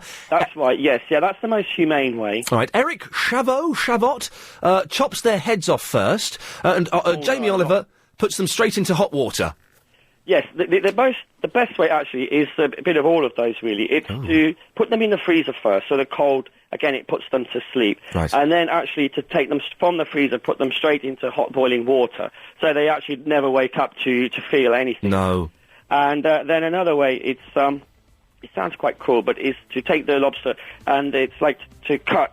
There's a piece in the head itself where you just cut down between the eyes. And that's sort of like, it's very humane as well, because they don't feel any pain with that. Well, Richard, listen, thank you very, very much for that. Belgo Nord is your restaurant. It's on the Chalkburn Road opposite to the Roundhouse, and it sounds like it's the place to be if you like lobsters. OK, 0870 9090 973. After the news, we'll be talking about John Prescott. Should he give up his luxury house? Out my headphones. Bit of a tangle there, Chris. But I've managed to untangle it. So that's good news. Hello, good afternoon. I hope you're having a lovely Tuesday. The weather's not great, but it's certainly shining here at London's LBC 97.3. Good afternoon to you. This is the 3.5 hour, 3 till 6:30, Iain Lee Afternoon Wireless Show. If you've just joined us, where have you been the last 2 hours? I'll tell you what you've missed. You've missed El Capella, the lady barbershop quintet. You've missed the computer and gadget expert Stephen Murdoch from ISO Solutions. The lovely Sophie Davidson was in giving us a showbiz update. And we've talked about London's Lobster Festival. So you've missed a lot of stuff. But from 5:15 onwards, for the rest of the show, it will be open line, which will be your chance to give us a call and talk about some of the topics that are in the news today, including Big Brother, Marks and Spencer's, and Brian Hoare, the protester that was moved. But we'll talk about that later on. Maybe you'll want to talk about this. Turns out that John Prescott is back in the news again. This time over claims he is refusing to surrender his grace and favour luxury home despite being stripped of his many political powers. Here to fill us in is Andrew Pearce on the ISDN. Hello, Andrew. Hello, Ian. How are you? Very well, sir. How are you? Very well, thank you. Can you explain exactly what's going on here? I can. When the Prime Minister conducted a very hasty and bloody reshuffle after Labour got a bloody nose in the local elections, he took all John Prescott's job away, but allowed him to keep the title of Deputy Prime Minister. Knowing there would be a fuss, he said to Prescott, you've got to give up your grace and favour mansion. Now, this job goes with the title of Deputy Prime Minister. It's not a bad gaff, Ian. 21 rooms, 250 acres of land. Really? Lots of domestic staff, a wine cellar to die for. And it's a huge perk, but it goes with the job. Yeah. But there is no longer any job. So he's still called Deputy Prime Minister, but he has no power. He has no power. He speaks in the Commons once every 6 weeks, and I have to say it was the best show I've seen in town in years. It's funnier than the producers watching Prescott taking questions, because all people want to talk about is what he did with his secretary. The man is... I think I can call him an idiot without getting in trouble. He's a bit of a buffoon, isn't he? Buffoon is my best description of him, because actually Prescott is clever in the sort of learned academic sense. He passed a few more exams than I did. But yes, he is a buffoon. He's a laughingstock on the Labour benches. He's a laughingstock on the Tory benches. And this revelation that the Prime Minister tried to take the House off him, but failed, has now succeeded in making the Prime Minister a laughingstock too, because if the PM can't tell his useless, incompetent Deputy Prime Minister to give up the House, who can? So, are we to believe then that John Prescott threw a bit of a hissy fit and told Tony Blair to get stuffed? He just simply and flatly refused refused to give up the keys. What the Prime Minister would have to have done was sacked him, to which most of us and most of your listeners would have said, hooray, he's a waste of time, he treats women badly and he hasn't got a job. But the Prime Minister is a softy at heart. They often are. They find reshuffles very difficult. Mrs Thatcher used to dread them, but she did them very well. She was pretty tough. Too right. This man, Blair, is now a Prime Minister who's a complete lame duck. He can no longer conduct his own reshuffles in the way he wants to. He can't even tell Prescott, I'm sorry, old chap, you're not giving up Dorneywood. Don't forget the other Grace and Favour place. He's got a very smart house in Admiralty House, in just on the edge of Trafalgar Square. It's fantastic. It would cost you 20-odd million to buy one there. So he's not doing too badly. A Deputy Prime Minister with no job, no responsibilities, but he doesn't need to worry about that because he can spend all his time in the big posh gaff in central London or go down to the weekend to Dorneywood with his wife. Now, obviously, Andrew, this is costing us, the taxpayer, a lot of money. We're coughing up the cash for these homes. How much is it costing us? Any idea? Well, his salary is 134,000, so if you sacked him as Deputy Prime Minister, you'd go back to a backbencher's salary, that's 60,000, so that would save you 75 straight away. But we got it costed by a firm of accountants, what it costs the taxpayer in terms of benefits. The cost of keeping John Prescott in all his trappings of office. He lives a frankly grander life than the Prince of Wales, and boy, he leads a pretty grand lifestyle. The cost, according to these tax specialists, is £800 a year. Flippin' heck! Not bad if you can get it, eh? Wow! The only other person who has a more expensive lifestyle than that is, of course, the Prime Minister. But he does have a job to do. I don't think he does it very well, but he does work very hard. That I won't take off him. Now, it's not been a great time for Labour recently. Can they ever recover? Oh, yeah, you can never write off politicians. In 1983, when they had the hopeless Michael Foot as leader, do you remember him with the funny stick and the hair and Dizzy the dog? Yes. They said they were unelectable. 13 years later, they're back in for 3 terms.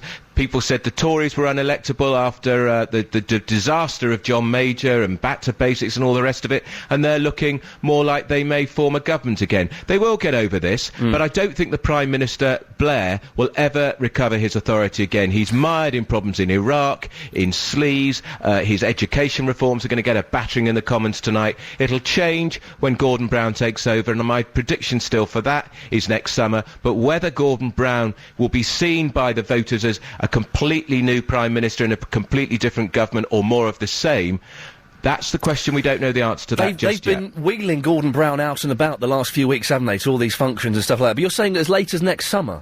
I think Blair will hang on till May next year. That's his 10th anniversary as Prime Minister. Good time to go. If he doesn't, will he be the second Prime Minister to leave Downing Street in floods of tears? Do blokes cry? Some do. It'll be good to see him cry like a baby. He deserves Wouldn't it? Very quickly, Andrew, it is fair to say that under the new leadership of David Cameron, the Tories still aren't offering up much of an opposition.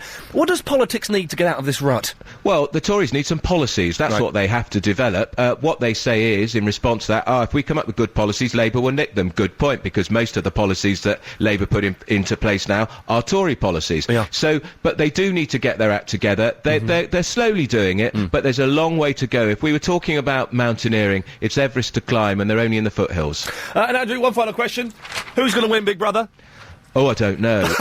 Can I tell you, I don't know the name of a single one of the contestants. I think they should have scrapped it years ago. I liked it when that one called Jade was in it. That one called Jade? The Sun used to call her the pig, but actually she's done rather well out of it, hasn't she? She's made over £1 million in the last few years. Why would anybody buy her life story? I've no idea, but why would anybody buy any of these people's life story? But no, I don't know who's going to win Big Brother, Ian. Clearly it's not you, because you're not in it. I'm not in it. Andrew, it's a pleasure talking to you, sir. Always. Have a lovely afternoon. Bye-bye. Take care, bye-bye. There we go, Andrew Pearce. Well, this is it.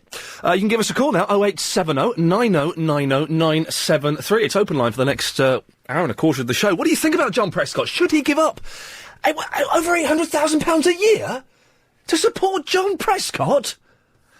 That can't be right, can it? Think of the sick kids we could treat with that money. Think of all the things that we could do with £800,000 a year. And instead it's going on supporting old Two Jags Prescott. 0870 9090 973. What do you think? Maybe we could put John Prescott in the Big Brother house. Then he'd be earning his money, wouldn't he? And what do you think? Who do you think is going to win Big Brother? Are you still watching it? Has reality TV gone a step too far. Why are we attracted to this freak show? You know it'll get good viewing figures. I'm determined not to watch one episode of Big Brother this year, because if I do watch one, that's 3 months of my life gone. I'll be sucked in. I'll be there Sky Plusing the whole thing, and I've got more than enough on my Sky Plus. And who would you like to see in the Big Brother house? You can give me a call, 0870 90 90 973. You can text as well, 84850. That's 84850. And of course you can email. It's Iain, IAIN, at lbc.co.uk. We'll be talking about that. We'll be talking about Marks and Spencer's profits finally going up, and Brian Hoare being moved on from the Houses of Parliament. Black and... if you're driving home, I hope it's not too bad out there. But keep listening to us and we will keep you informed of any changes to the travel situation.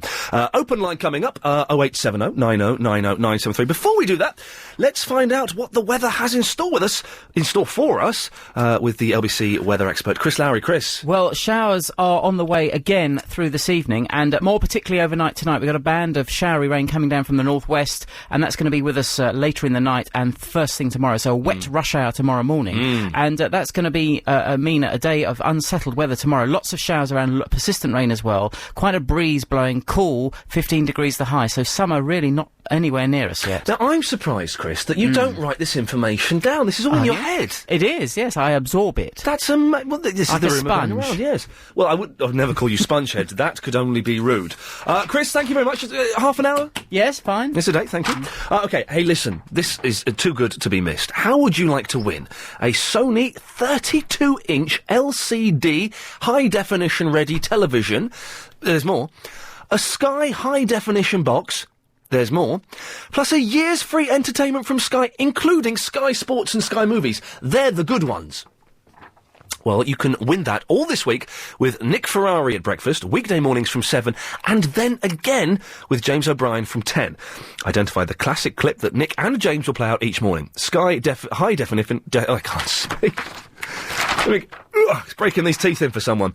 Sky High Definition enables you to experience TV like you've never felt it before. All next week with Nick Ferrari and James O'Brien.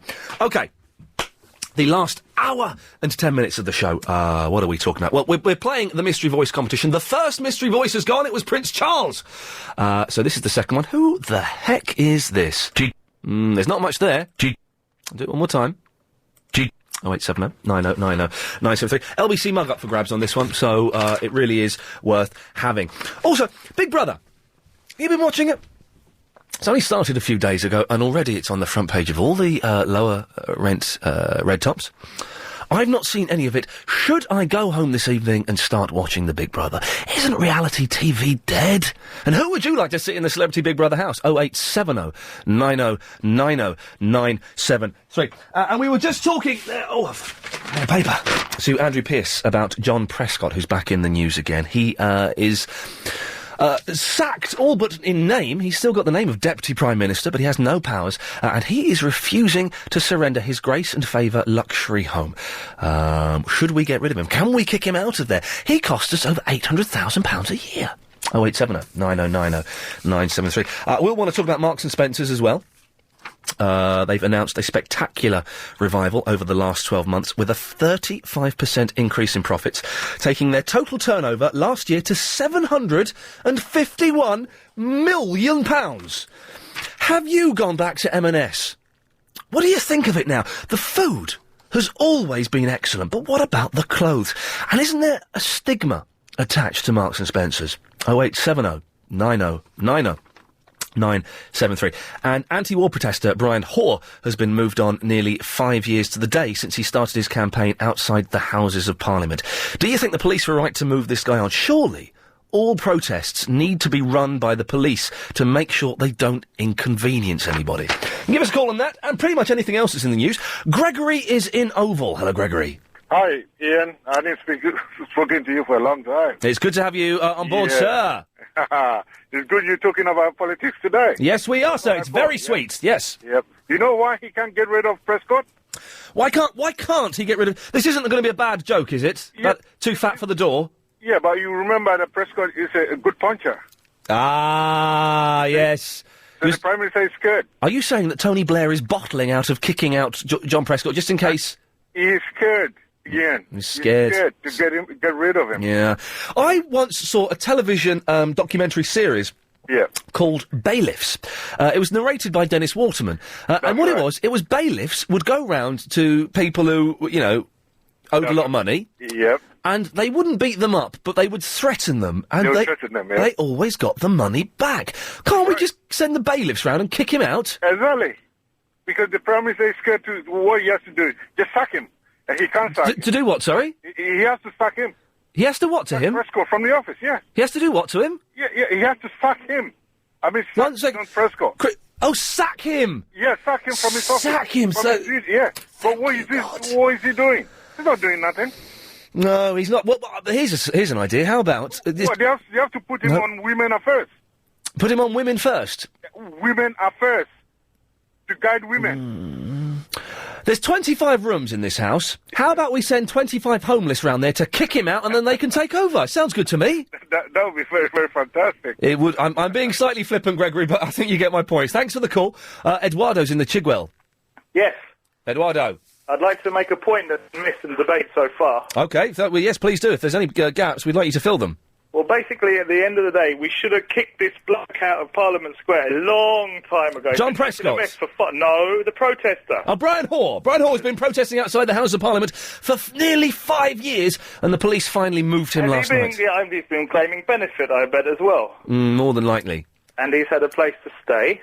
I'm sure there were toilet facilities provided. People have been giving him money, and he's been making a mess, and good riddance. Would you agree with me, Eduardo, that if you're going to make a protest, it should be flagged up to the relevant authorities, the police, for example, to make sure it doesn't inconvenience anybody? It shouldn't inconvenience me at all, and I'm sure I've missed red lights at Parliament Square because tourists have been crossing the road to see his protest. I've kind of been inconvenienced.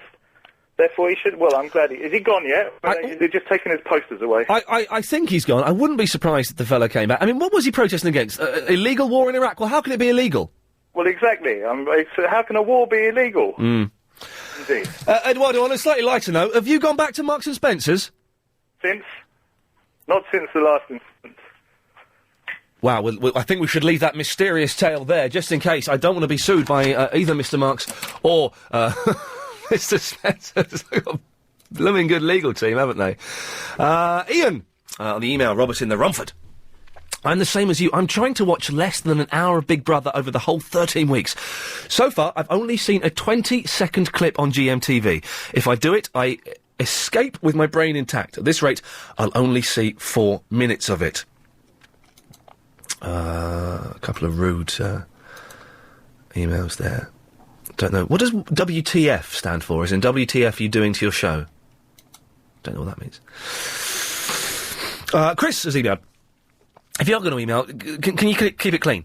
The theme about Big Brother 7 is messing with people's minds, hence the indoor-outdoor design of the house. For example, the garden sofa, bridge to nowhere, indoor grass tiles, etc. And mind-bending Shabazz, who rubs the housemates up the wrong way. Everything has been designed to amplify the participants' exposed insecurities. A madhouse with black padded walls. Do you get it? I think I get it. I'm not totally sure. You can text as well, 84850. Ian, I would like to see Prince Philip in the Big Brother house. Well, Joel, that would certainly be a scoop, wouldn't it? Terry's in the Greenford. Hello, Terry. Oh, hi, Ian.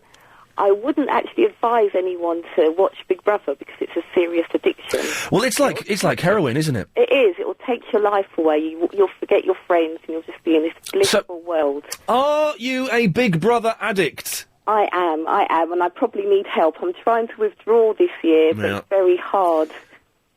So, you are trying to withdraw. How much of it have you watched so far? I've watched all of them. Oh, that's not withdrawing, is it? Yeah, but I'm trying not to watch the live bit. I haven't been watching the live. Ah, that proves you're over. Do you watch all of the other bits, like Big Brother's Little Brother and all that bit with the silly man with the long hair, all those programmes? I love Dermot. Oh, Dermot is lovely. I love that, well, I'm not sure about the evil Russell. There's something strange about him, but I do like him. He seems very dirty, doesn't he, Russell Brand? Yeah, there's something. Yeah, he does. I don't know. There's something wrong, and there's something he's changed from last year. Something's changed about him. I tell you what's changed about him is that he's going to become a very big star this year. So he's kind of being groomed to be the next big thing. Yeah, but I don't know. I think there's something more personal that's changed about him. He's not quite right. He started seeing Kate Moss, hasn't he? Oh, maybe that's what it is. Yeah, that would certainly perk up any young fella. Terry, thanks very much for the call. Good to have you calling in. If you want to contribute to the show, just like Terry from the Greenford did, it's very simple.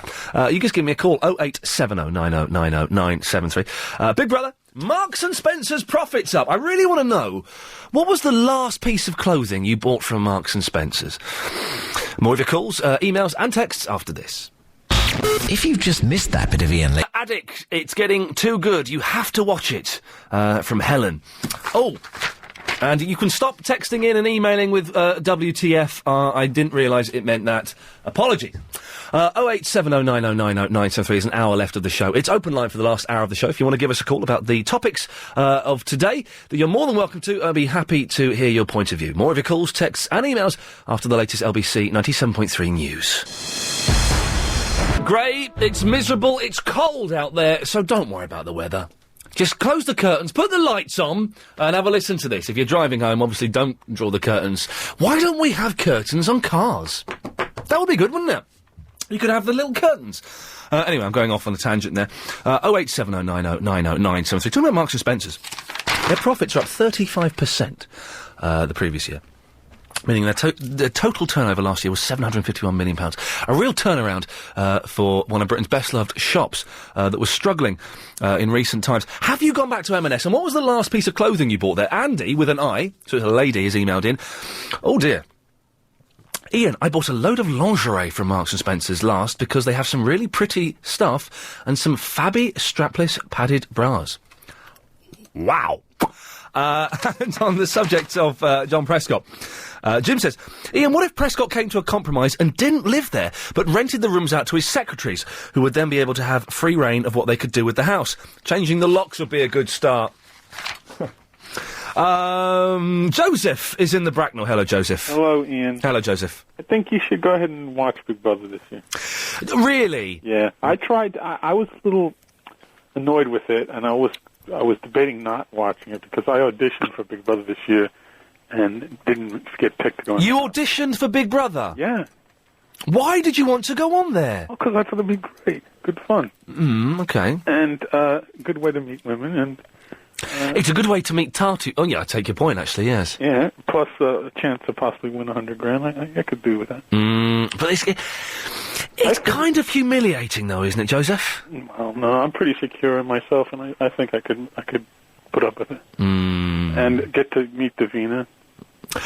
Now you have stumbled into my own private fantasy. I think Davina McCall is one of the most beautiful women in the world. I agree. I think she's the best-looking pregnant woman I've ever seen in my life. No, she's not pregnant again, is she? Yes. Well, she's always pregnant. Oh, I know. But besides winning the $100,000, meeting Davina would probably be a good consolation prize. I've several times I've come very, very close to Davina, to meeting Davina. Sorry, in as much as she's been in the next room, but I've never quite managed to. I met Dermot loads of times, but not a patch. Dermot seems nice, but he's a lovely fellow, Dermot. Very nice fellow. He's no woman, so I can only get so excited by meeting Dermot. He's definitely no woman. But the thing about it, when I was auditioning, I met the guy with Tourette's that's in there. Oh yes, of course. And he's very funny. Right. No, not funny because of his disability. Well, to a degree, he deliberately accentuates it. I mean, he's made it a part of himself. He doesn't try to hold it back like a lot of people with Tourette's apparently do. Okay. He doesn't try to resist. But I've got to say and stress that Tourette's isn't inherently funny. It's a very serious psychological and social condition that affects a great deal of people. He's taken it, and instead of trying to resist it, he accentuates it and makes it, Do you think it's right they should have someone with Tourette's on there? What? Hello? Do you think it's right that they should have someone with Tourette's on there? Why not? I mean, I tell you, when I met him, I thought, it would be tough being in the house with him. One, I could get on with him quite well, but I would just think it would be hard to beat him because people are going to find him very entertaining. He's got an unfair advantage in that he has a disability. If you try to nominate him, then people get annoyed with you. So, it just really... maybe it's better that I didn't get selected. Joseph, good points. Well, mate, do you want to have a quick go at the Mystery Voice competition? I have no... you got a new voice now. We've got a new voice. The first one was Prince Charles. This is the new one. Have a listen to this. Let me know, who do you think this is?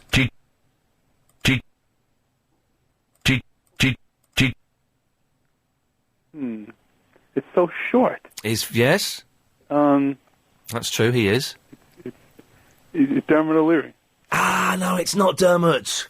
I can see where you're going from. This is the new Mystery Voice. It's a short clip. Let's have a little listen. It's like the intro to Niles Barkley, isn't it? Joe is in Islington. Good afternoon, Joe. Good afternoon, Ian. How are you? Yeah, very well, thanks very much. Very well. I like the new style of show today. Thank you. Bizarre. Yeah, it's yes. Thank you. A refreshing break. Yes, Marks and Spencer's. Ah, yeah. Now they're finally back on the up, which is great because we all love Marks and Spencer's, don't we? We do. Exceedingly good food and also exceedingly good clothes. I bought myself a lovely pink jumper from there. It's from the autograph range. Ah, now this is the thing. Was this Jimmy Carr and Ian Wright, isn't it? Yeah, and who was the other fella, the miserable Scottish guy who... Oh, the snooker player? Pundit. No, the football pundit. Oh, Hanson. Yes, the miserable one. Yes. Yeah. Well, you know you can't say it, but he is. Yeah, they was on the thing, but I went and bought one of their jumpers. Not that they was advertising, one of the other ones. Right. All of their clothes, I remember my mum would get all of my clothes from Marks Spencer's. Good middle-class family. Good value. Excellently made. And the own brand was St Michael's, wasn't it? Is St Michael's not... No, it's gone, I think, St Michael's. No.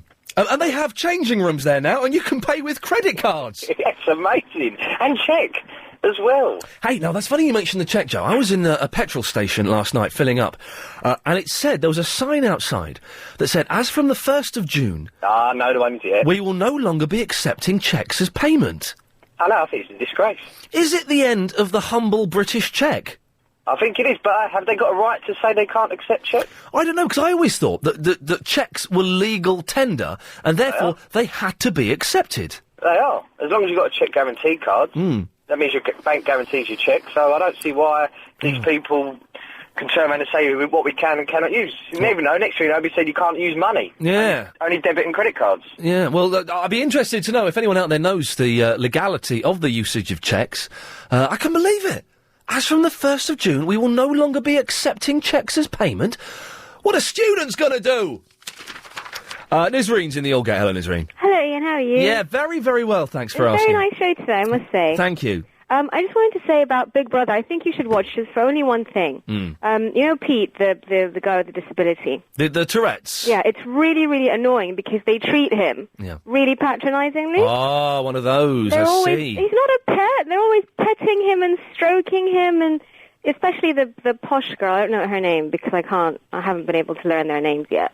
But she treats him like a little terrier. She's always stroking him, and sometimes I scream at the TV, "Get off him! He's not a dog!" Yes, well, in that case, then maybe Big Brother is really dealing with some quite serious issues in regards to disability and people who are slightly different, and that it might just get people to think about the way they treat slightly different people. I know, but they think that they're doing the right thing by being overtly sympathetic to him. But that is actually the wrong thing. The wrong thing. They're highlighting the fact they should just treat him like really badly, like how they would treat anybody else. Yes, exactly. They're not just treat him worse than they would treat everyone else, but they treat him worse, the same. But if he gets on their nerves, they should just tell him off. Is he going to win because he is disabled? I think so. I think we are shallow enough to feel sorry enough for him to vote for him, I think. So, okay. Well, that's interesting. Well, I'm kind of coming round to the way of thinking that maybe I will watch Big Brother tonight. Hello? Hello? Oh, you're still there. Sorry. I thought I was gone. No. Anything else, Nisreen? Yes, Marks and Spencer's. It's really interesting because I think they do have a stigma for sort of mid-20s, early to late 20s, I think. So hang on, let's get the age. What are you saying? Like from about 19 up to what? 27? Up to 29. 29. So that's pretty much all of the 20s. Yes. And I think the problem is that the stigma is that it's for slightly older, slightly more boring women. Okay. I can only speak for females of my demographic, because I saw a really nice skirt in there the other day, but I just couldn't bring myself to go in and buy it. They do the best sandwiches in the world. No, their food is amazing. Their food is fantastic. I want to talk about their food. But clothes-wise, there is a slight sort of, just a slight pong, I think, of older, more boring, not cutting edge enough. And that's totally wrong, because I saw a fantastic skirt in there. Yeah. But I just couldn't go in and get it, because I am shallow that way. I was in Marx's. Occasionally, if I'm on Oxford Street before I come here, I'll go to Marx's and get a couple of sandwiches. Yeah. And I used, for the first time ever, the self-service tills, where you scan your own things. Oh, no, they scare me. Well, they scare me. How do they know that I'm not stealing things, though? I don't know. They scare me. Even if there's a really long queue, I don't go to them. I did, 'cause it was quite exciting, but to be honest, it was slower than queuing up, because... I know. And the thing is, what the humans don't do is they don't splurge all your money right back in your face if something goes wrong. And that happens. 'Cause I've seen people, like, be really intelligent and say, oh, I'm going to use this one. Yeah. And then put all their change in trying to pay for a sandwich, and then it all just shoots out again in their face, and they look really silly. I think it's only credit cards, isn't it? No, you can put in cash. You can put in cash, coins, and notes. Nisreen, I've got to move on. Thanks very much for your call. It's lovely to speak to you. Hope to speak to you again in the future. 0870 90 90 973 is the phone number if you want to give us a call. 84850 is the text number. And if you want to email, but please try and keep them clean, it's Iain, IAIN, at lbc.co.uk. 45 minutes after the show, so it's probably a good time to give us a call now and book your place. If you could learn the secrets of stock market Well, it's not exactly picnic weather. I don't know when it will be again. Chris, are we ever going to have picnics again? Well, there will be chances, but I'm afraid it's not going to be just yet, because it's still going to stay unsettled, rather cool as well. I mean, temperature's well down on what we should be seeing this time of the year. And a cool night to come tonight. Watching the satellite picture and radar at the moment, because we have got a band of more persistent rain coming in from the west later tonight, and that's going to be with us tomorrow. So likelihood of a wet start in the morning, a wet rush hour tomorrow, and then a cloudy day with rain on and off, some of that heavy at times, still a blustery wind blowing, and a chilly one as well, 14-year high. I've got two words for you. I want you to say yes or no. Global warming. Yes. This is responsible for this weather. Well, not particularly this now, but things that are happening around the world, definitely. And what can we do to stop it? Well, it's too late, really, isn't it? I mean, it's happening now. Oh well. You know, the what's the saying? That the horse is bolted and the door's the door. Hang on, the door is swung open in the night, and that horse has gone. You're never going to get it.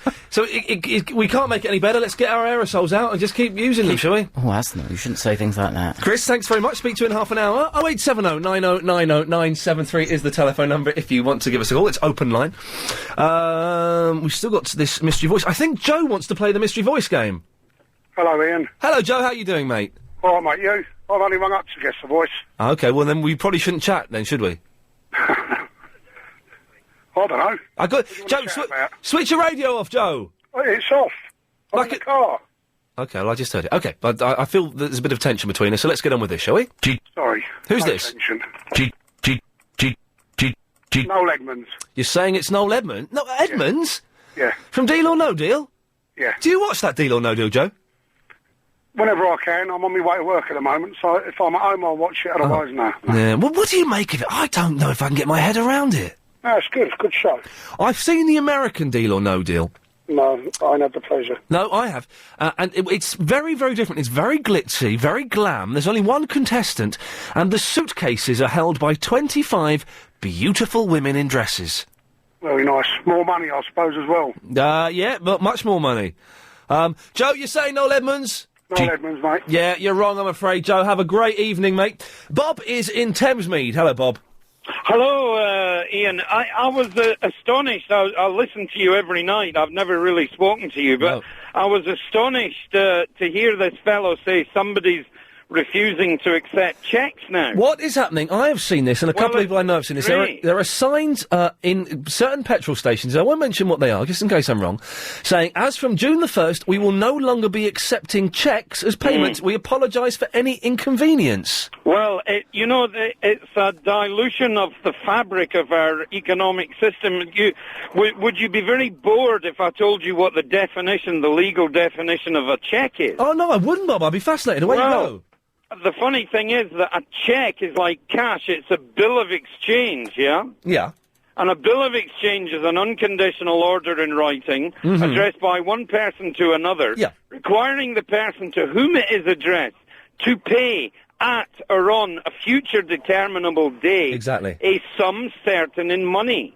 And, you know, paper formed the entire basis of this country's economic system at one time. And I feel this is a disgrace, in particular as you have a check guarantee card system nowadays. Yep. There should be no problem with accepting a cheque with a guarantee card. It's as good. If I fill my car up with unleaded 95 and I go in to pay with a cheque, do they have to accept it? I would say with a guarantee card, obviously without one nowadays you wouldn't, but unless you knew the punter. But with a guarantee card, I'd go for it, Ian, and let them... Sweat it out. Let them get the old bill, yeah? Here's the question. The cheque guarantee card can be used as a payment card on its own? Sometimes, yeah. Oh, is it only sometimes? It's not all the time? It depends what... If it's... I mean, like, your debit card nowadays is a card to pay, and it's a cheque guarantee card. But what you really want to have to push the garage is only the guarantee card. You know, that's its only function. Yep. And put the boot into them and say it's the law, and Charles Dickens would wet himself if he knew this was going on. It's absolutely ridiculous. Bob, before you go, do you want to play the mystery voice game? Okay. Who do you think this is? There's not much there. I think it has to be an Indian guy. It's not the president of Pakistan, is it? I can see why you would say that. You're going to kick yourself when you find out who it is. It's not the president of Pakistan, but I can see why you'd say that. Okay. Excuse me. There is just one thing stopping your favourite local deli, cinema or restaurant from winning an LBC 97.3 Living London Award. And that one thing that's stopping winning that, votes. We're into the final stage of this year's competition in association with The Independent, and the shortlist of nominations has been drawn up. You can ensure your favourite hidden gem wins a prize by voting on our website, which is www.lbc.co.uk. Our very own Paul Ross will be handing out the gold, silver and bronze awards at the Café de Paris, Piccadilly, on Friday, the 30th of June. So vote by logging onto our website. Again, it's www.lbc.co.uk. Still taking your calls. It's the last 39 minutes of the show. It's open line. Marks and Spencer's, Big Brother, John Prescott. I do really want to talk about this guy, though, this Brian Hoare, the protester who's been protesting outside the Houses of Parliament for 5 years. The police finally bucked up their ideas and moved him on last night. Do you agree with me? Shouldn't they have moved him a long, long time ago? And if we're going to have people protesting, shouldn't they notify the authorities so it doesn't inconvenience anyone? Thank you, Georgie from the Seven Oaks, for your kind email. I totally agree with you, sir. Steve is in Sunbury. Sorry, Steve, I'm being a bit secretive there, but there we go. What can I do for you, Steve? Hello, Ian, how are you? Yeah, I'm very, very well, mate. Thanks. How are you? I'm very well, yeah. I found out a couple of things, basically. Okay, where you go? First of all, Marks and Spencer's brilliant for pants, socks and currency. Currencies, really high rates of currency there if you're going abroad. What, hang on, they exchange money? Yes, indeed. In store? Yes, definitely. I did not know that. They are brilliant for pants. You can't go wrong with Mark M&S pants. And socks. Their socks are fantastic. Absolutely, and they're a lot cheaper than they used to be as well. I got 7 socks, I think, for a tenner, 7 pairs. Jeez. Yes, the other thing was Gary King is the mystery voice. Oh, hang on a second. Oh, let me get this queued up. This is the mystery voice. You're saying Gary King? Yeah. Oh, mate, I'm sorry, you're wrong. Oh, Gary's popping in about 15 minutes, so we'll check. No, it's not Gary King. Good guess, though. Good guess. The other thing was Big Brother. Now, I know you haven't watched much of it, but there are some right fruitcakes on it this year. And I was watching it yesterday and thinking to myself, prior to your entertainment correspondent coming on, and thinking that there could well be a suicide in the Big Brother house this year. There is a person who's deranged enough to do that sort of thing. Yeah. And I sort of came to me and I thought, well, should I put a bet on it? But that there would be, because I think you'd probably get quite good odds. But then I was in a bit of a dilemma, because it's sort of a moral dilemma, isn't it? Because you'd be sort of wanting them then to top themselves so that you'd win your money. So well, I think if you only bet a small amount of money, like a £5 or a tenner, then you wouldn't be that bothered. If you bet like £1,000 or something, then that would be wrong, because you'd be wanting them to. But if you bet a £5, you could lose a £5 and not notice that. Bet a £5, then you're wishing no ill health on anyone. Well, there you go. Watch some. It's quite good. Steve, thanks very much for that. Oh, go from one Steve to another Steve. It's Attack of the Steves at the moment. Hello, Steve. Hi, Steve. Ian. No, Steve, you Steve, me Ian. Oh, no, I've got that now. You speaking now, sir. Yeah, what can I do for you, mate? The mystery voice. Ah, the mystery voice. Who do you think this is? Patrick Stewart. Patrick Stewart, of course, star of the X-Men. The Star Trek The Next Generation, and the excellent American Dad cartoon series. Did you see any of that? No, not at all. Oh, it was really good. Well, it used to be on Saturday nights on BBC. It was by the same team that did The Family Guy. And it's a really quite acerbic take on American politics, but done in a cartoon style. I never saw that. Anyway, Steve, you're wrong. I'm wrong. Never mind. Never mind. You know, yesterday, quickly. Yeah. Talking about cling film and wrapping up food and Talking about cling film and tin foil, yeah. Tin foil. Well, when I was in the chef, we used to use stuff called peach paper for the meat. Peach paper? Peach paper. Pinch paper? Very, very fresh.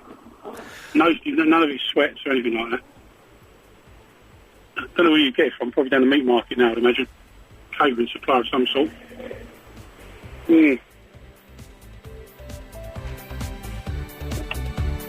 Well, thanks very much for that, Steve. Pinch paper. Keep an eye out for that. 0870 90 90 973. There's 30 minutes left. I want to give away this LBC 97.3 mug. Who on earth is this?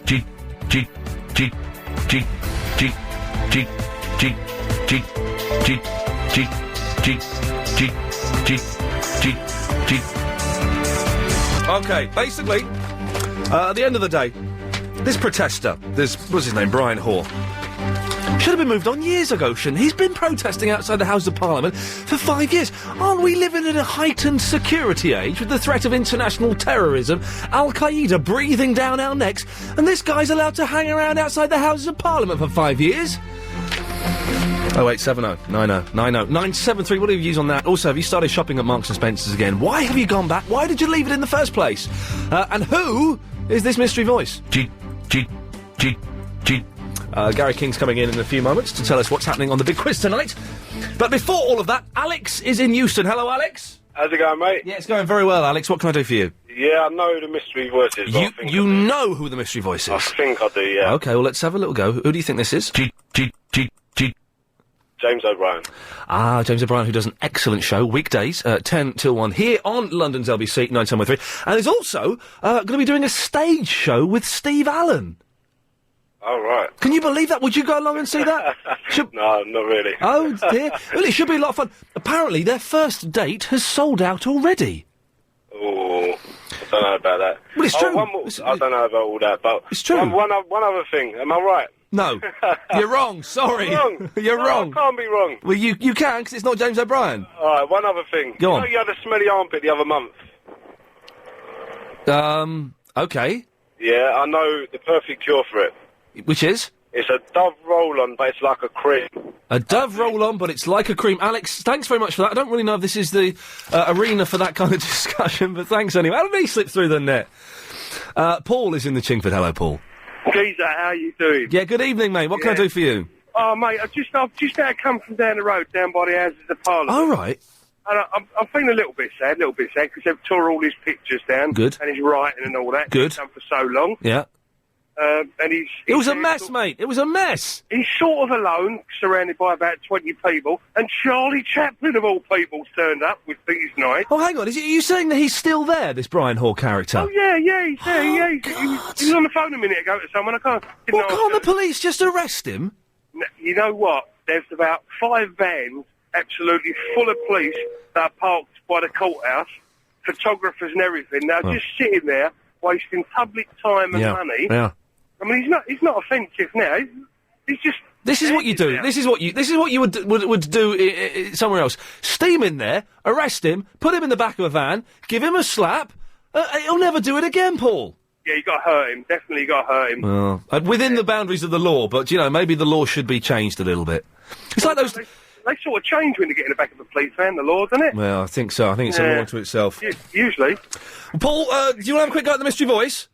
I was rubbish at it the other day, mate. Go on, I'll have a crack. Here we go. It's not J.O.B., is it? No, we've had that. It's not James O'Brien. Have a listen. Oh, go on, crack on. I know it is. Homer Simpson. Get out of here, you silly sausage. Is Gary out there? Does Gary want to come in? Oh, do you want to come in at 1:15? Okay, fine, yeah, whenever, that's fine. In that case, we'll go to Ian in Brentwood. Hello, Ian. It was a vest, Ian. Excuse me? The last purchase from Marks and Spencer's, 2 vests about 5 years ago. So and another thing, guess what? I had a bit of an Ian Lee moment the other day driving home from work. I'm scared. No, don't be. Drove into a petrol station, filled up, paid on my credit card. Yeah. Tried to go in there and buy a Daily Express to 30p with a £5 note. Yeah. And they wouldn't accept my £5 note, man. What is all that about? It was an old £5 note. Is there such thing as an old... I don't know. Well, how old was it? They did change the £5 notes about 15 years ago. Well, listen, it was blue and it said £5 on it, mate, and you would not go into a bank and have them not accept that. So my only assumption was that they don't actually bank their money, so they can't take this... So I told him to keep his paper and went out with me £5 and spent it somewhere else. Ian, I'll get back to you when I worked out what the flipping heck you're talking about. Chris, can I get the transcript of that phone conversation? I'll study it this evening, I'll put it through the computer, send it to the experts in the laboratory, and I'll come back tomorrow with the results. Hello, Mario. Hello, mate. Good evening, mate. What can I do for you? You alright, man? Yeah, very, very well. Are you in the bath? Nah, yeah, I'm just I'm doing some DIY, man. I'm off work for a couple of weeks, just sorting myself out. Okay, but you're too busy to pick up the phone, you're doing the hands-free, are you? Yeah, but it's all good, though. The answer is right in my pocket. Oh, okay. You know, the antenna and... We can't hear you, but that's good. Alright, sorry, man. Ian! Yes? I never ever thought I'd have watched Big Brother. It's the first time I've watched it, yeah? Yeah. Into, I mean, obviously I've seen all the ones before, but, snippets, little clips and that. But this one, I'll tell you what, yeah? Yeah. It's got me cracking up. I mean, it's wild. It's just sticking every possible type of person in this one place. The only person they've missed out is Lynn, and I reckon that house would have been wicked up. Do you know what I mean? Lynn from the Forest Gate, if she was in there. Oh, my God, because I tell you what, yeah, with the Tourette, the girl was saying about they're tapping him on the shoulder now. I think they're just doing that to try and look good on telly. So a bit of association with the person who's not normal in inverted commas could rub off on them and do them the world of good when it comes to voting. Yeah, so they're just trying to look good that they care and all of that. It's all a game, innit? I mean, Caesar's just a true playboy, do you know what I mean? And the thing is about him now. I don't know if he's trying to blow himself up early, but whatever his game he's playing, he's gone in there to play that game. He's a young millionaire. He doesn't really care. He just wants to go in and have fun. It's like, it's just a mad one. But the girl from Manchester, yesterday, yeah, I never thought she could ever get angry with anyone. And if she gets angry at this guy, that Muslim guy, that means there is definitely a problem wrong with this guy. Mario, is there a woman in there called Leah? Because I have been sent some very, very explicit pictures of someone... She got blonde hair and 38, something. Big bazungas. She looks about 60. I've been sent a picture that I can't even describe. She looks like that blonde-haired woman that used to be in Coronation Street back in the days. That's Lynch or something. Well, there are some pictures on the internet, Mario, that you would not want under 21s to look at. Really? But they said she was a size 38 before. Yeah. And she had £35,000 worth of surgery. Boy, but, I don't know about that one, because the thing is, I hate to really see people that's had a lot of plastic surgery like that. It's the plastic surgery is not a sexy thing, is it? It's not a sexy... I don't know anyone, apart from Niff, from Shipwrecked, who looks great, and hasn't responded to me on MySpace. Thanks for that, Mario. Moving on, and just to get in as many calls as we can, Dave is in Redbridge. Hello, Dave. Hello, is that me? Yes, it is, Dave. Yes, I'm over near Redbridge. Oh, hang on a minute. Chris, I'm going to take you outside and shoot you. I'm sorry, mate. It doesn't really matter. What can I do for you? Not tomorrow, I'm ringing about the mystery voice. Let's have a quick listen. Who do you think that is? I've no idea where it comes from, but I'm thinking Tom Cruise. Tom Cruise. Are you a big fan of his work? No, not at all. Have you seen the new Mission Impossible film, Mission Impossible 3? No, I haven't, no. Oh, OK, Dave, I've got to say you're wrong. Sorry about that. I really want to give away this LBC mug. If you think you know the answer, then give us a call. Ian! This is Joseph in the Bracknell talking about Big Brother. I think Pete might win. I don't... Oh, he's the Tourette's guy, see. Not because he's got a disability, but because he's genuinely entertaining and a very nice guy. If you watch him, I'm pretty sure you'll find him very entertaining. I don't think the women in the house are petting him because they feel sorry for him because of his Tourette's, but because he flashed his winky the other day and apparently it's, well, very large. The women were all over him after that. This is the thing. This show is aimed at kids. Is this really appropriate? Last 15 minutes, get your calls in 0870 9090 973. Pints of bits. Just calm down, everyone. Things have gone a little bit mental for the last 15 minutes. So, Gary, shush. Okay. Keep quiet, please. We've got to find out what's happening in the weather with the weather expert, Chris Lowry. Yes, and we've got some sunshine around for this evening, but also 1 or 2 showers as well. They will tend to die out for a time, but we are going to have further showery rain overnight tonight, and particularly first thing tomorrow morning, so watch out for that in the rush hour. Temperatures tonight down to around about 10 degrees. And then tomorrow, cloudy with showers and some longer spells of rain as well, so not a particularly good day tomorrow.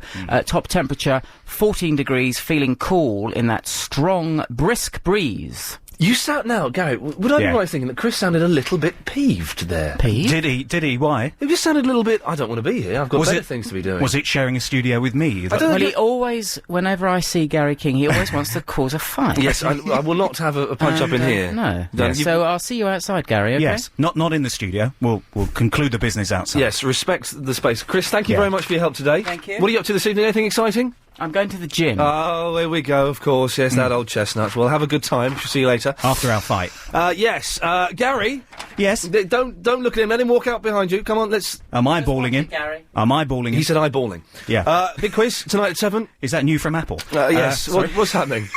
Well, can I just say, first, what a potpourri of pertinent patter it's been this afternoon. And not one pop there at all. And a cornucopia of creativity. Oh, now that's I rude. thought I'd bring some words back from this golden age of radio you're recreating. Well done, sir. Thank you.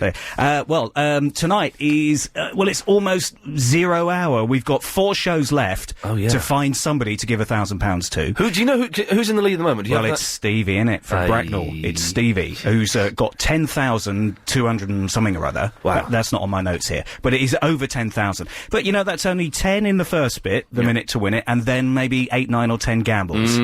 So it can be done. It's still worth having a call. And if nobody does something soon, it'll be Steve coming in here on Monday night to get his £1,000, and then also getting inside the attaché case, and maybe fishing out £100,000. Do you have to carry the attaché case with you everywhere you go? I see you brought it in now. Why? Yeah. Well, it's security. And, I could either have a comfort blanket or the attaché case. I stick with my comfort blanket. Gary, very quickly, we're talking about this Brian Hall guy, this protester who's been outside the House of Parliament for 5 years. Should they have moved him on sooner? I don't think they should have done it in the middle of the night. It seemed as if they were, hoping nobody would notice. They can't, it's a shame they can't just make him disappear like they would have done in the 70s. Yeah. What, you mean a kind of like a sort of, I was going to say a republic in another part of the world sort of way. Yes, exactly. You really think that would have been a good idea? I think it's just get rid of him. Really? Well, okay. Gary, can I do the question? No. Go on. Of course you can. Okay. What tree gives its name to the syrup that you pour over pancakes? If you do know the answer to that one, 09016 339 973. Americans will know this one. So if there's an American listening, will Americans or Canadians know? Canadians might as well. Okay. Because it's sort of their symbol, isn't it? Is it? I think it is. I think it is. So anybody who knows whether you're from the former colonies or not, you can play the game tonight.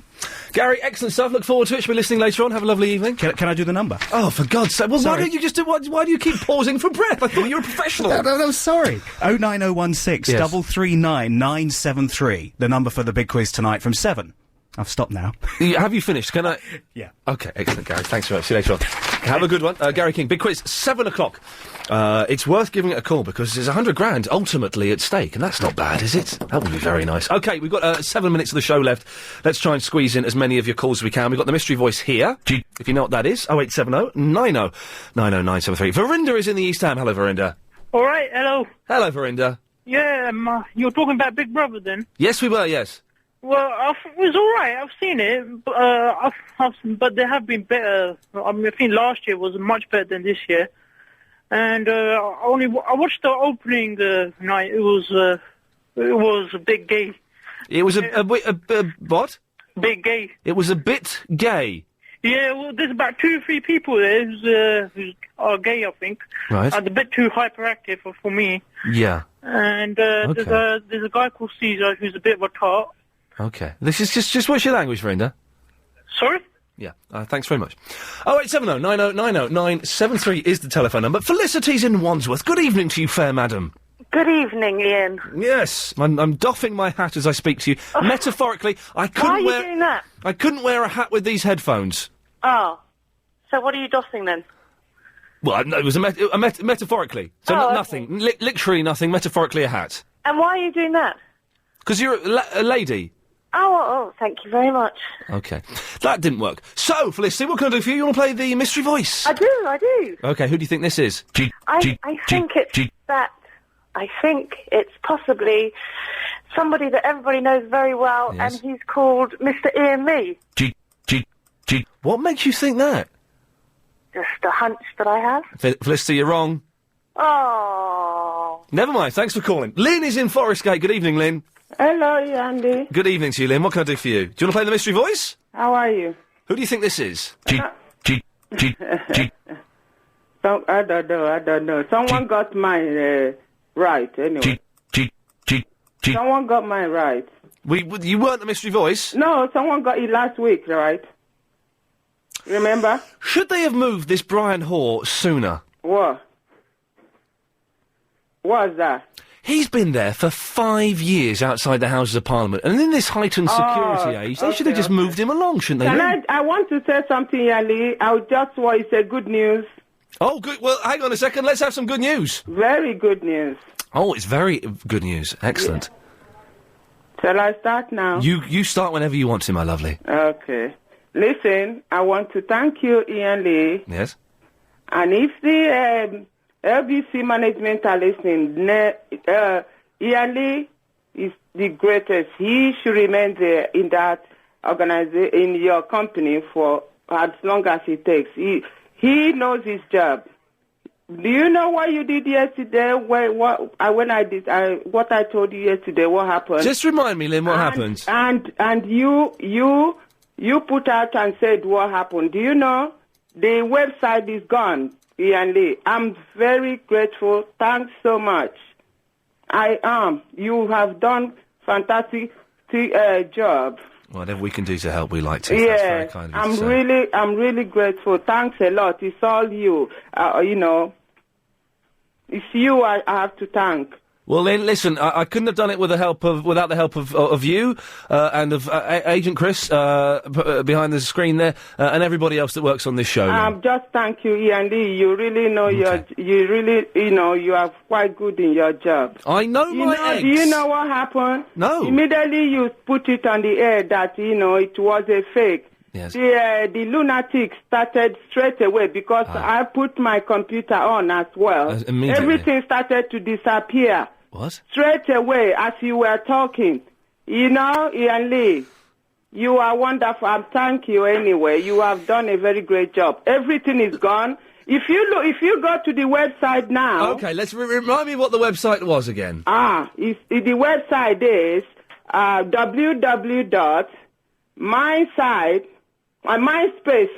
MySpace.com/ForestGate. Yep. Oh, look at it. It's gone. Invalid friend ID. Exactly. This user has cancelled their membership. It's now gone, and it's definitely. Do you know? People can power. you please read out what is on the screen? I'll read it again. I just did it. Invalid friend ID. This user has either cancelled their membership or their account has been deleted. Hallelujah. Sing hosannas. Thank you, Ian. Lynn, it's people power. It's people powering and working together to create a better world. And who says that local radio can't affect change? We've affected a change there. We've made one woman's life a whole lot better. And that makes me feel really good. And, means there is some point to this show. Oh gosh, it's so nearly the end. I can't believe the show has literally flown by today. Laurie is in the Wimbledon. Hello, Laurie. Hi, Ian. Hey, Laurie, how are you doing? I'm very well, thanks. What have you got Great. planned for this evening? Ooh, this evening. I think we're watching the OC, and, I can't remember. Okay, well, that's fine. Would you want to play the mystery voice competition? Yes, I would love to. Let's have a little listen. Who do you think this is? Who do you think that is? Well, actually, I think I knew before you started giving out the very obvious clues. I think it's Nick Ferris. You're thinking this is Nick Ferris of The Breakfast Show. Let's find out if you're right. GWB, I'm sorry, General Wellbeing. Yeah, well done, Laurie. I'm not even going to find the applause. I haven't got time for that. You've won yourself an LBC 97.3 mug. Fabulous. Thanks so much. And when you drink your tea or coffee, make sure you think of us, won't you, Laurie? Absolutely. Lots of love. Take care. Thank you. Bye-bye. Bye-bye. Stay on the line, give your details to Christian behind the screen. Well, that's pretty much it. That's all we've got time for today. You just tuned in. Where have you been? You missed the Barbershop Quintet. We will put their email address up on our website, so you can have a look at that. You've missed the computer and gadget expert, Stephen Murdoch. You've missed us talking about Lobster Mania, the London Lobster Festival, and also talking to Andrew Pearce. Coming up later on this evening, it's the Lightning News next with Emily Littlemore. It's the Big Quiz with Gary King at 7. Of course, Clive Ball and Bob will be back at 8. I'll see you tomorrow at 3. Have a great evening.